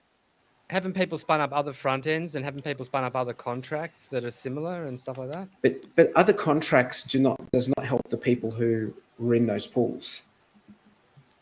And then it's do you know what I mean? Like if someone stops you from entering your house and you go build another house over here to get into, that does not change the fact you can't get into that house. You know? Yeah, so you still lost that. Hang on though, it wasn't Tornado Cash that they stopped. It was Circle that they convinced to revoke those private keys of those coins in that pool. So it's political pressure on Circle, and people holding USDC have to know that they're not holding crypto. That's something like that can happen. It's the relayers. It's the RPC relayers that are getting censored. So you can but if they used a decentralized currency, they wouldn't have got stuck. See, Circle's centralized. I'm talking about 43 is saying this is ETH that's in these pools. It's Ethereum, not USDC. So because those relays are on servers, they can stop them basically. That's wild. That's interesting. I thought it was only USDC. That's what Harry Cash I didn't know around. that. I didn't know that. I didn't know people's money got stuck. So go back one step. There's a whole lot of because Day 43 has done a bit of research on this, so let him have a thought for a bit. Man. Yeah. So there are different RPs. You know, you can change the you know how you can go in and go onto PulseChain testnet, right? You just go in and change those settings in MetaMask. So you can go pick other Ethereum. You don't have to use Infura. You can just go change and use other ones, right? But they're censoring a whole lot of them. There's a whole lot of them that are censoring the Tornado Cash front ends.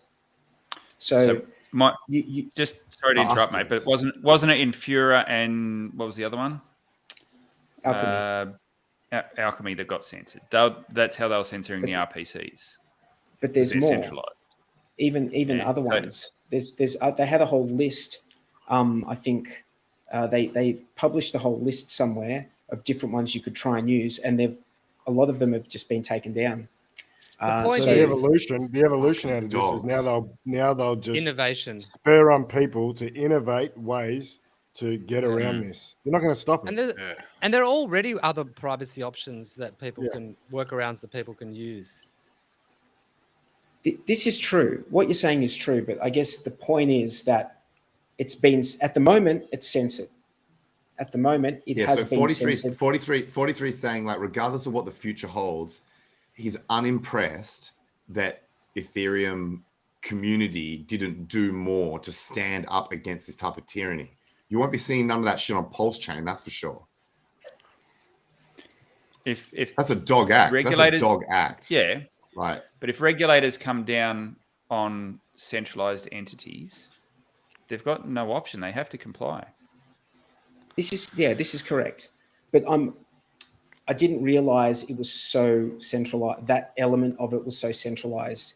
They've obviously studied the ecosystem enough to find what they needed to attack and where the points of failure are. Yep. Right. They've attacked it and they've been successful. They're successfully attacked. Not really. I mean, successfully. Yes, successful in the short term and in a very limited way. Like those 43 is right though. If those funds are irretrievable, that's been censored, man. That's been censored. It was because it was USDC that the people were holding. No, even your Ethereum. It's ETH. You can't go and get it out of the pool, bro. You can't go and get it out of the contract in the tornado pools. Because if you're not because it was paired with USDC. If you're not a dev, because they've censored the relayers, which is the I know. the The people RPC relayers. No. These are the Tornado Cash relayers. They're the ones that actually send you your ETH to the address that you then choose when you want to get it out of the pool. It's the RPC. The RPCs have censored them. And Hurry Cash was specifically working against having to use relayers that are uncentralized. So there's already, then that was months ago. I was looking into that. I have no idea where they're on. I mean, they're going to launch on PulseChain. So there's already, not to mention so there's already all sorts of other ways that people can use in order to get that. They also gave them warning. So a lot of those people pulled out of those pools. Yeah, I did. I immediately removed all my shit out of every mixer. That's why only everywhere. 70K. Not that I even use mixers, guys, but that's why they only got 70K. 70K. No. It's nothing. Blue Bum. No. You're thinking about something else. Yeah, I think it's Bluey, you're talking about the USDC. You're talking about addresses that were linked to the team. This is the people who had funds in the mixing pools. So they're people unrelated to the team. That's what I was talking about. I thought it was only 70K worth of USDC. What was stopping the pools was only about 70 or 80K because they pre-warned them they were going to do it. Yeah. And so everyone left. The point you guys are just looking at the USDC. The other stuff that people can't access, the Ethereum that's in the pools that people cannot access now because the front ends aren't working. Okay. There's that Yeah, as well. Now, just way more than 70K, there's an important thing to outline here, that the contract itself is censorship resistant. It's there. They can't steal the funds out of it. The funds are there and they're safe in the pool, in the contract. But people are not able to take them out now because there's the average person would not know how to go about it. Well, how long will that last before someone puts up a front end that's able to take stuff out? You know, that's a good question, Louis. But there's IPFS front end, so you can access through IPFS, but you need unless you're running your own node, you sort of need to really be a high level tech person to be able to do it. Otherwise, there's no way. There's just no way. Yeah, and then that comes right back to that scalability issue of it being so big that people can't run their own full node. This is when it becomes a problem. Because it's it's fine. No one actually needs, everyone can just run truncated nodes, it's fine. No one actually needs to run full nodes until you actually need people running full nodes to be able to get around bullshit like that. It's on the website, it says all predefined RPCs are down. It's probably a network error. Please select a custom RPC in settings. So the website, obviously that's an automated error message where it thinks that something like this would be very unlikely, but that's why. It's because they've been censored. Fucking dogs, man. Fucking dogs. So that's look, it's a ham-fisted it's a ham-fisted approach. It's a ham-fisted approach to trying to censor, right? It's not going to work in the long run because people will just see a barrier and they'll just work out a way to get around it. Like that's what innovation is. Yeah, I agree with that. So it's short term. It's short-sighted. It's short-sighted, and yes, they have very, very limited kind of power to annoy people pretty much in the long term. That's what it comes actually to. You know what? Maybe it's great that it's highlighted how centralized that was, and that the Ethereum community will be like, that's actually not cool. And even the dogs that don't actually stand up for Tornado Cash will at least think, oh, well, for other reasons we need to improve that level of decentralization. And we should point out that for guys in the US, they've brought in laws. Like this is something that for US citizens, they're actually not allowed to interact with that contract in any way. And some people are saying even just going to the website could get you 30 years jail, theoretically. What the fuck? That's ridiculous. So are we definitely in? Are we definitely in the then they fight you area now? Yes. Yeah. So they're going to flail. They're going to do all sorts of crazy stuff because they have no clue what to do, and ultimately they're powerless. What's after then they fight you? Is it win? Then you one more? Join you. Then, and they join you. Then you do Then yoga. they become your. Then they become your bitch. That's the final step. So I think, this is a shitty thing to happen, but I think it's one of those things that maybe it needs to happen so that different things are put in place to work around this sort of stuff. It obviously forces a lot more people to look across at things like Monero, but I think the biggest problem with Monero is how do you bridge into it? How do you get into it? The only way you can do that at the moment is if someone's doing a Ethereum, secret network, Monero. Secret network. Yeah. So I don't know anything about that. So yeah, Ethereum, secret network, Monero. It's pretty cool. Pretty cool. The secret network. A bridge from secret network to Monero. I've heard. Okay. So I've heard. Okay. All right. So I've never played with that. They're coming after you, 43. They're coming after you. I did when I was looking at the Tornado Cash. I heard some people chucking a few of those things around, but I haven't sort of delved into them to understand. Yeah, what works, what doesn't. So you reckon secret network's worth investigating? Yes. You're taking on bridge contract risk. If you're going to bridge to secret network, you're taking on bridge contract risk. If you're going to bridge across to Monero, you're taking bridge contract risk. So you just do little bits at a time if you want to do. Have you guys heard of WAN? I don't know enough about it. WAN, but they were saying it's going to be like one of these. They're going to have it's an interoperable blockchain that will allow you to actually just go completely natively on chain, Bitcoin, ETH, Monero, everything, like all EVM chains, everything all linked by this one chain. Sounds pretty mad. If they follow through with what they're claiming, that's the big. Have you heard of the Chinese version?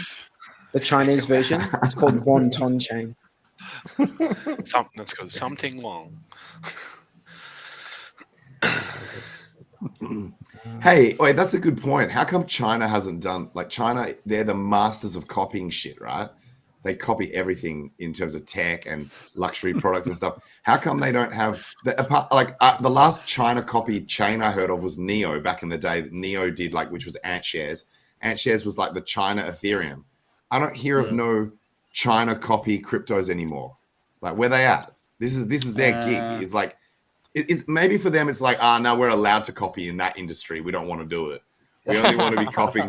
We only want to be copying on this shit. Like we don't feel badass enough when it's like open source and you can just copy. I think they're trying to avoid not collapsing at the moment. Yeah, true. What, China? What collapsing? What are you fucking talking about? Are you living under a rock? Bro, yeah. It's hectic, dude. It's hectic. They've got real severe penalties for protesting, and there have been massive protests and shit over there. You can't have your entire population unhappy. That's a recipe for disaster. That's all I'll say. Yep. You can push only so far when people can't eat. That's not good. What are you guys talking about? What crap have you been watching? What propaganda have you been fucking digesting? Fucking mainstream media. China is like fucking. I don't watch any mainstream media, man. I haven't watched mainstream media since I was a kid. I don't know what's going on in China. Yeah, I think not many people. What's making you think they're fucked? So I think they had people were standing out in front of banks and stuff. And because the government gets 50% of their revenue from all of these big construction companies, and then there was a big issue with all these construction companies going broke, and then a massive amount of their population had paid lots of money for those apartments that went broke. They weren't getting reimbursed, but the government takes 50% of all of those revenue from all those construction sites. So the people are just going crazy over there. Yeah, it's not just there. I'm trying to think where the other place was I seen the other day. A guy, his old man was sick. Western propaganda. Like to me, man, I'd be like Blue Gum's looking got deeply skeptical into hippo that eyes on stuff. this, man. Yeah, mate. The chat doesn't agree with you, Bluey. You might have to go do some research. Can I You've been just swanning around on holidays too long, Blue. Yeah, I think you've been in the forest too long, buddy. Can I just quickly mention something really cool that just happened by accident? I retweeted this picture of a surfboard because someone said, like, this is my kid's surfboard. It's got like HEX and PulseChain and PulseX stickers on it. And so I just thought some dude's kid has a surfboard, has some stickers on it. So I retweeted it because it looked cool.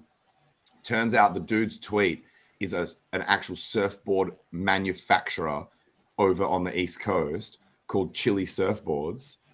And because there was a comment, someone replied to my retweet being like, oh my God, like your surfboards have been, you know, instrumental in my like growing up, you know? And the owner of that surfboard company is obviously a Hexagon now. And everyone's, that's mind blowing, right? Sorry, just laughing at Dixon Sider's comment. That's crazy, man. Dickens, cider. What's your favorite cider? Cummins? Okay, Cummins is an engine. Hey, why is China still buying all our coal then? Explain that. So big shout out to Chili Surfboards. Chili Surfboards. Wait, can we circle back around? Can we circle back around and have a little bit of a thought brainstorming on this whole? Because I froth for LPs these days. I made quite a shit ton of money, relatively speaking, like percentage wise, just doing HEX USDC pairs when everyone was too scared to be in liquidity pools because they thought that they weren't going to get a copy on PulseChain or some shit like that. So the LPs were low, and I was making money out of that shit. But I like these ideas that you're talking about, and I'm just thinking, do you guys think that it's possible that with Ikosa, because people perceive that it is more quickly redeemable than Maxi, then the premium won't, or the fluctuation away from underlying won't get as loose as Maxi did? Because Maxi went and did like a 2x premium, which in my opinion was flat out insane. Whereas with Ikosa and these ones, maybe it won't. There's not as much capacity for people to be retards, because obviously this is just in people's heads, right? People are just being retarded. And so the chance for retardation, when they believe that it's more redeemable in the short term, they won't let it go out of control, like let their imaginations go so fucking wild. So maybe Ikosa HEX will actually be an even better LP for this. Bluey may have leaked some serious alpha in that comment earlier in this show. That could be some serious. I'm going to be getting onto that shit after the show and like fucking around with it. So just on your comment with the Maxi thing, why do you think that stayed so high? People are retarded. The market can stay. What is the saying? The market can stay retarded. Okay. The market can stay retarded for longer than you can be bothered to fucking keep tweeting back. And you can stay solvent. Yeah. So, but why? Okay. So why haven't you sold all of yours, Tangent?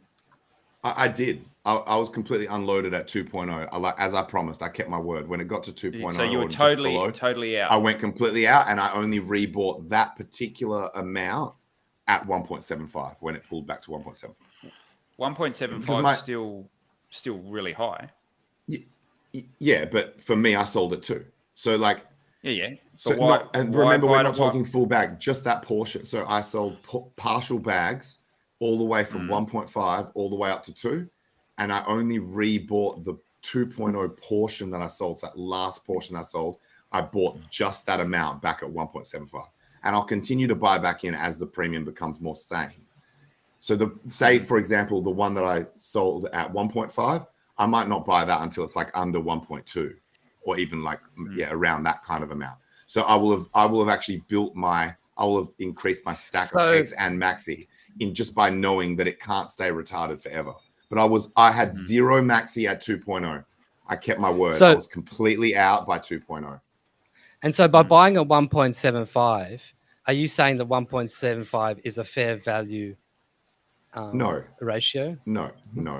I didn't say that. So that means you're betting it's just on better people. than where so I. that It's means just, no, I just made so a that means gain you're off betting, selling at 2.0. So that means now that you've bought it back at 1.75, you're betting on people's retardation for it to go up to one. No, I'm not betting on retardation. I'm hedging against it. So you haven't hedged against it. You've bought at 1.75. From your own definition, that's retarded. I'm hedging about it going back. Yeah, but everything can always get more retarded. So I'm hedging against long the fact that it retardation. could go back to being Never you goes don't think- full retard. So you don't think it'll go sane and go down to 1.25? I'm prepared for that. That's why I haven't bought the full stack back in. We have a lot of experience on this show with retardation. So, okay, the point I was trying to get at, why do you think you never know what's going to happen? So if I didn't start to scale back in, I might regret it if it goes retarded again, like full retard. It could go over 2. So okay, well, I'm just scaling back in as it drops back down, and so I'll end up with more. I'll end up with more maxi and more hex. Tangent. At what point do you go, fuck, I should never have sold my maxi? Like, how high would it need to go for you to be like, fuck? Like, how that will high? never happen. That will never happen, bro. 2.5, I understand 3, how 4. because I understand how premiums work. I know it's always going to swing back. Like, I don't think it will. Okay.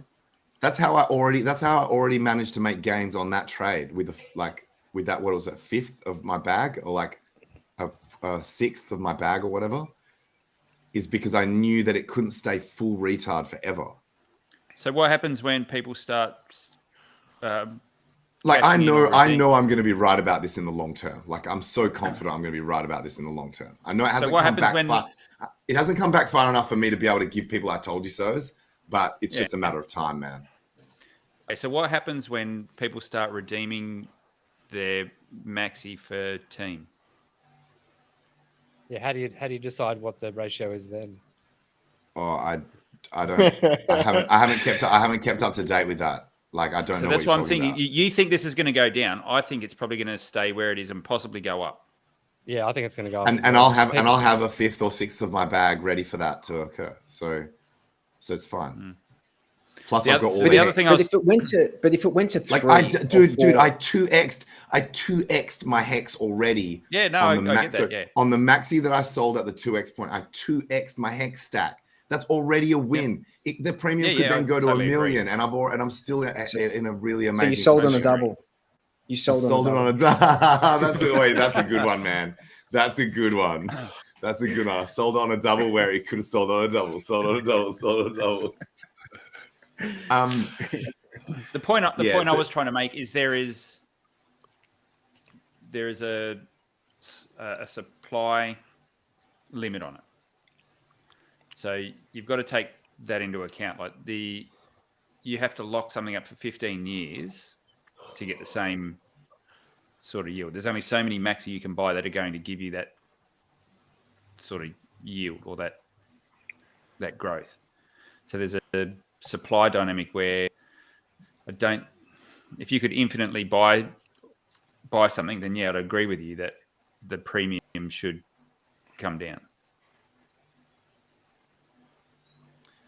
No, I think there's a lot of instances where something's got a not unlimited supply that you still have premiums coming back to underlying, right? I'm just trying to think. Like, damn. It is tough. Like, I did say before, we haven't had this before. We haven't had an asset where you actually can calculate its underlying value with accuracy relative to something else. Everything else you can't state. You can come up with some kind of model of how you're valuing it, but you can't say this is actually worth this much of this other thing. That hasn't happened not that I've seen in crypto until Maxi. Where you can actually do a calculation of what the underlying is worth in hex terms. Not in hex terms, yeah. There's been other index type tokens and things like that, but yeah. And to be fair to you, all those index tokens stay relatively level with the NAV. But I think you can keep, if you want to buy if you want to create one of those tokens, you send money into the contract, and it creates an extra token for you, but then it uses those funds you've sent in there to go and buy the underlying assets, so it keeps them in balance. Whereas this isn't happening in this instance. Like there's so I guess the answer to your question from before is inability to arb. This would never happen if we had an ability to arb this difference. If people could arb the difference between the underlying value and the premium, then the premium would disappear. So it's the inability to arb for 15 years that is allowing this to occur. Yeah. And retardation. They're the two main factors. Yeah. Yep. Agreed. Yeah. On the arb thing. Yeah, that makes sense. On the arb. No, just on the arb part. Doesn't agree on the other part. Yeah. Dude, anyone who's got into Maxi has done very, very well. Yeah. Hell yeah. Of course. Yeah, of course. No one's down. Like no one's down. Sorry. Oh wait. So you might call them retarded, but I'd call them pretty smart. So actually, it does actually matter when anyone who minted Maxi has never been down, but people who bought on the secondhand market may at times. But even those people, they're planning on holding for a very long time, and it won't take long for their price to go beyond that arb point, go beyond that premium that they paid. Yeah, and it also depends on whether you're looking at in HEX. I only measure mine in HEX. I only care about it whether it's making me HEX. I don't even look at the dollar chart. So when I bought back in at 1.75, I may have actually been paying more in dollar terms. Like I may have actually bought in higher because HEX has been going up, right? Well, I'm starting to look at everything in terms of HEX. Yeah. Like I'm starting to look at all of these coins in terms of HEX rather than USDC. Like the USDC is kind of fun, but like HEX is, if you put everything in terms of HEX, you see the value a bit more clearly, I think. You really sound like you're becoming a maxi now. HEX maxi. That's the way the Bitcoin maxis think, isn't it? HEX is the stable coin. Yeah. All right. I think it's the value layer. Is the way I look at it. If you keep adding, if it keeps accruing that value and then you keep building things on top of it, I think it's that could be that value layer. Yep. Well, I think that's what Richard Hart states, right? Richard Hart states it's the store of value crypto within our ecosystem. Is that right? Yep. Yep. Yeah. So there's a bit of Richard Hart stuff to watch. He was on the Fresh and Fit podcast. I haven't had a chance to That was look at pretty all of good. it, but That was good. Seen pole dancing? Yeah. I did not. I haven't got to that bit yet. Is it towards the end? I'm only about 3. No. I think it was just a clip. Do you guys remember how when I didn't realize that my mic was on, and I apologize, that happened twice this episode, but the first one wasn't my fault. It was going through my webcam rather than my HyperX. The audio that you guys were hearing was me watching the that particular interview of Richard Hart on the Fresh and Fit thing. Yeah. While I was explaining something to you. Yeah. Wolf of Wall Street. Was that interview? Yeah, man, he's had some crack. The big difference is he's not sitting in front of the typical crypto crowd and getting pummeled because everyone's got preconceptions. So he's now able to actually have a conversation about other things and without all the heat that was getting attracted to him before. And it's going out to, it's reaching out beyond the crypto world, which is really, really good. I think this obviously the guys that were on the Fresh Fit one, sounds like they got HEX themselves, so they're a little bit probably biased in the interview, but still it reached a big broad audience, and it was good just to there was some pretty revealing information about his life. It was good. It was it wasn't all just about HEX. It was all different things talked about there. And do you guys follow that Valuetainment YouTube? Oh, he's going to be on that. Yeah, he's going to be on Patrick Bet or whatever. Yeah, that's like a 3.5 million subscribers. Holy shit! Oh wow! He's doing Who's this? that. What's that one called? He's doing it with Patrick Bet David. Yeah. Holy shit. Valuetainment. If you subscribe to that, That's going to be 3.5 million. massive. So he's doing that Although that now. dude- After this fit one, it's a pre-recorded, and then I don't know exactly when it's going to come out, but he's doing that now. Yep. Oh, I think shit. that dude does have 2 channels though. So he's got one with like millions of followers, and then I think his podcast channel has only got like quite a lot less. But either is still massive, still fucking massive. Yeah. The That's Wolf of so Wall Street awesome. one. That was really good. That was good because he allowed Richard pretty much to just talk, and you could see he was genuinely interested in what he had to say and respected his knowledge, and it was come across really well, I thought. Yeah, that was a really good one, man. I agree. All right, guys, let's wind to it the up. US. Yep, I think his trip to the US has been well spent by the looks of it. Yeah. I still want that enjoyed Lex today's Friedman interview. I still want that Lex Friedman interview. Yeah, man, I honestly think Lex had too many people get in his ear, like bloody McCormick and all those idiots. So I don't think you'll see it. Honestly, don't think you'll see it with Richard.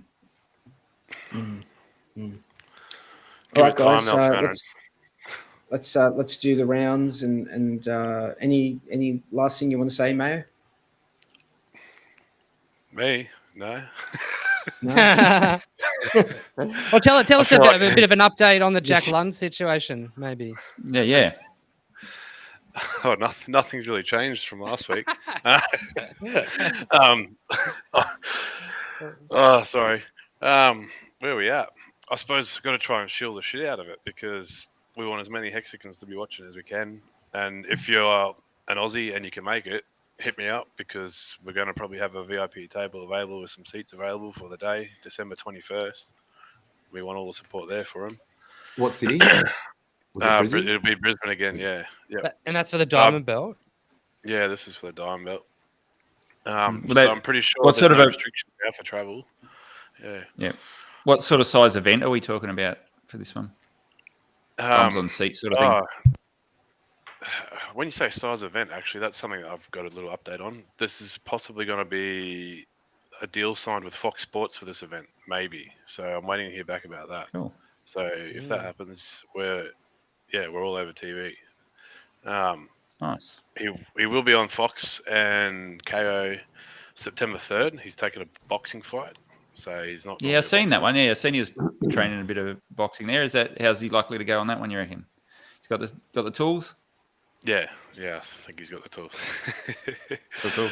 So, but yeah, that will just be the team there with him. I'm not sure where that event is. I'm still trying to figure that one out.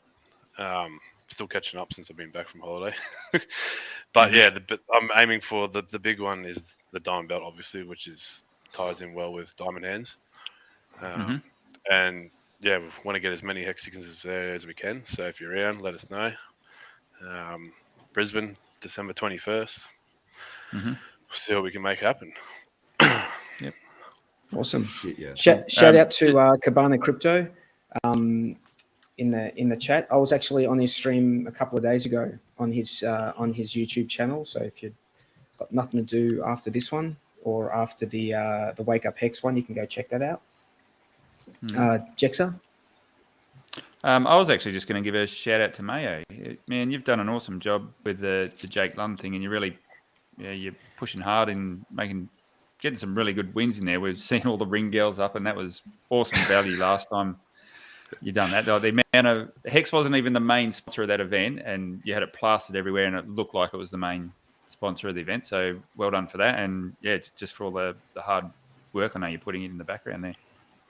Yeah, I'm trying. I'll just big shout out. I forgot to shout out. I know there's a few they were in here before in the chat. The London guys that I met. If you are in here, thanks for coming. Good to meet you all. They'll just tops, going overseas and not knowing anyone apart from my missus and her family. But to be able to go in there and just meet up with a bunch of random people, hexagons, and it's just like they're your mates instantly. It's like you've known them for years. You know what I mean? The community is awesome. So. Yeah, they proper got me pissed. I got lost. So But yeah, shout out to all the London Hexicans. They were great. So yeah, I forgot to say that. Cool. Ty?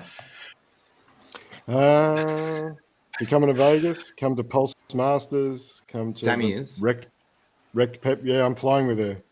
That's right. Yeah.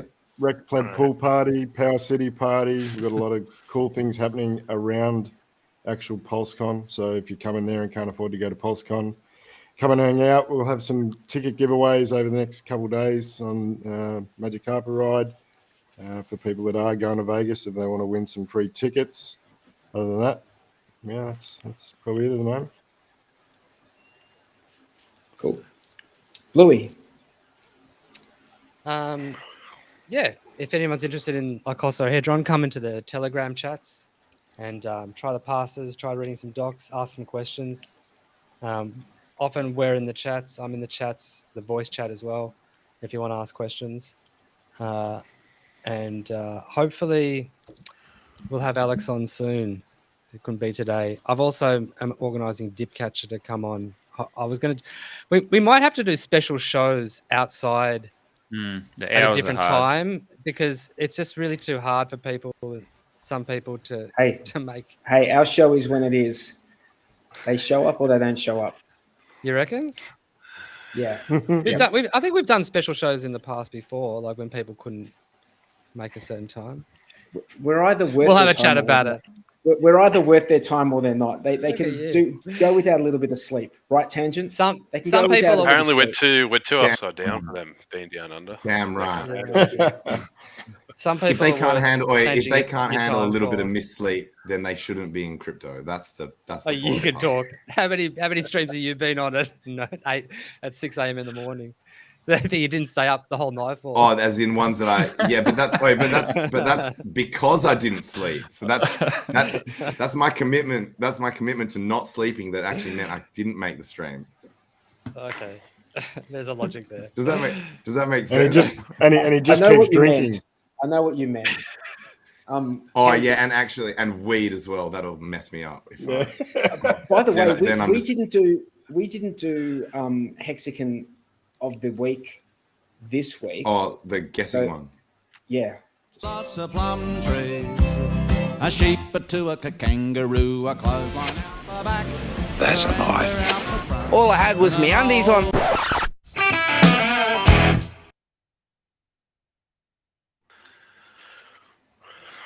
So in the great tradition of nepotism that occurs on this show on a weekly basis, I'm going to give Hexagon of the Week to Tangent for putting on. No way. The party show or the DJ party, the rave, whatever. You can explain it better than me. A week and a half ago. That was the awesome, drum and bass man. gig. Thanks, man. Yeah, Thanks. It looks sick. I love the outfit. Oh, so he's actually Hexagon of the week and a half ago. Yes. Can I use this opportunity? Can I use this opportunity to shout out Dozer and 2 anonymous donors who funded the live stream? So the live stream that you guys saw of that event was fully funded and paid for by 3 Hexagons. Dozer was one of them, and the other 2, they can, if they want recognition, they can DM me. Otherwise, if they want to remain anonymous, that's fine as well. I respect privacy, but that shit's highly appreciated. Yep. Good work. Awesome. It was fun. It was fun night. Looked like a pretty big event. Yes. Yeah. Yeah. It was massive. Yeah, it was massive. I think if you do it again, I'm coming. I think we had 800. I think we had 800 people through the door, but obviously they're not all there at one time. And we're doing it again coming up. So we're starting to organize the next one, and this time we'll actually have international headliners. So like. The last one, some people from over East said that they wanted to fly over for it. And I was like, whoa. This one's only going to have local DJs. Wait for the next one we do. And that's going to be like more crazy international DJs and shit like that. So if someone's making the effort to come all the way over from over East, I think it's a bit more worthwhile when there's like headliners and shit. Yeah, cool. All right, guys. Thank you so much for being on the Hex Late Show this week. I want to shout out to everyone in the chat. You guys are awesome. Thanks for your, your typing and interaction. We appreciate it. And massive shout out to hex.com. And to use one of Blue Bum's catchphrases, HEX is the apex predator. The apex predator. Go and stake your HEX. We'll see you next time. Cheers, guys. Cheers, guys.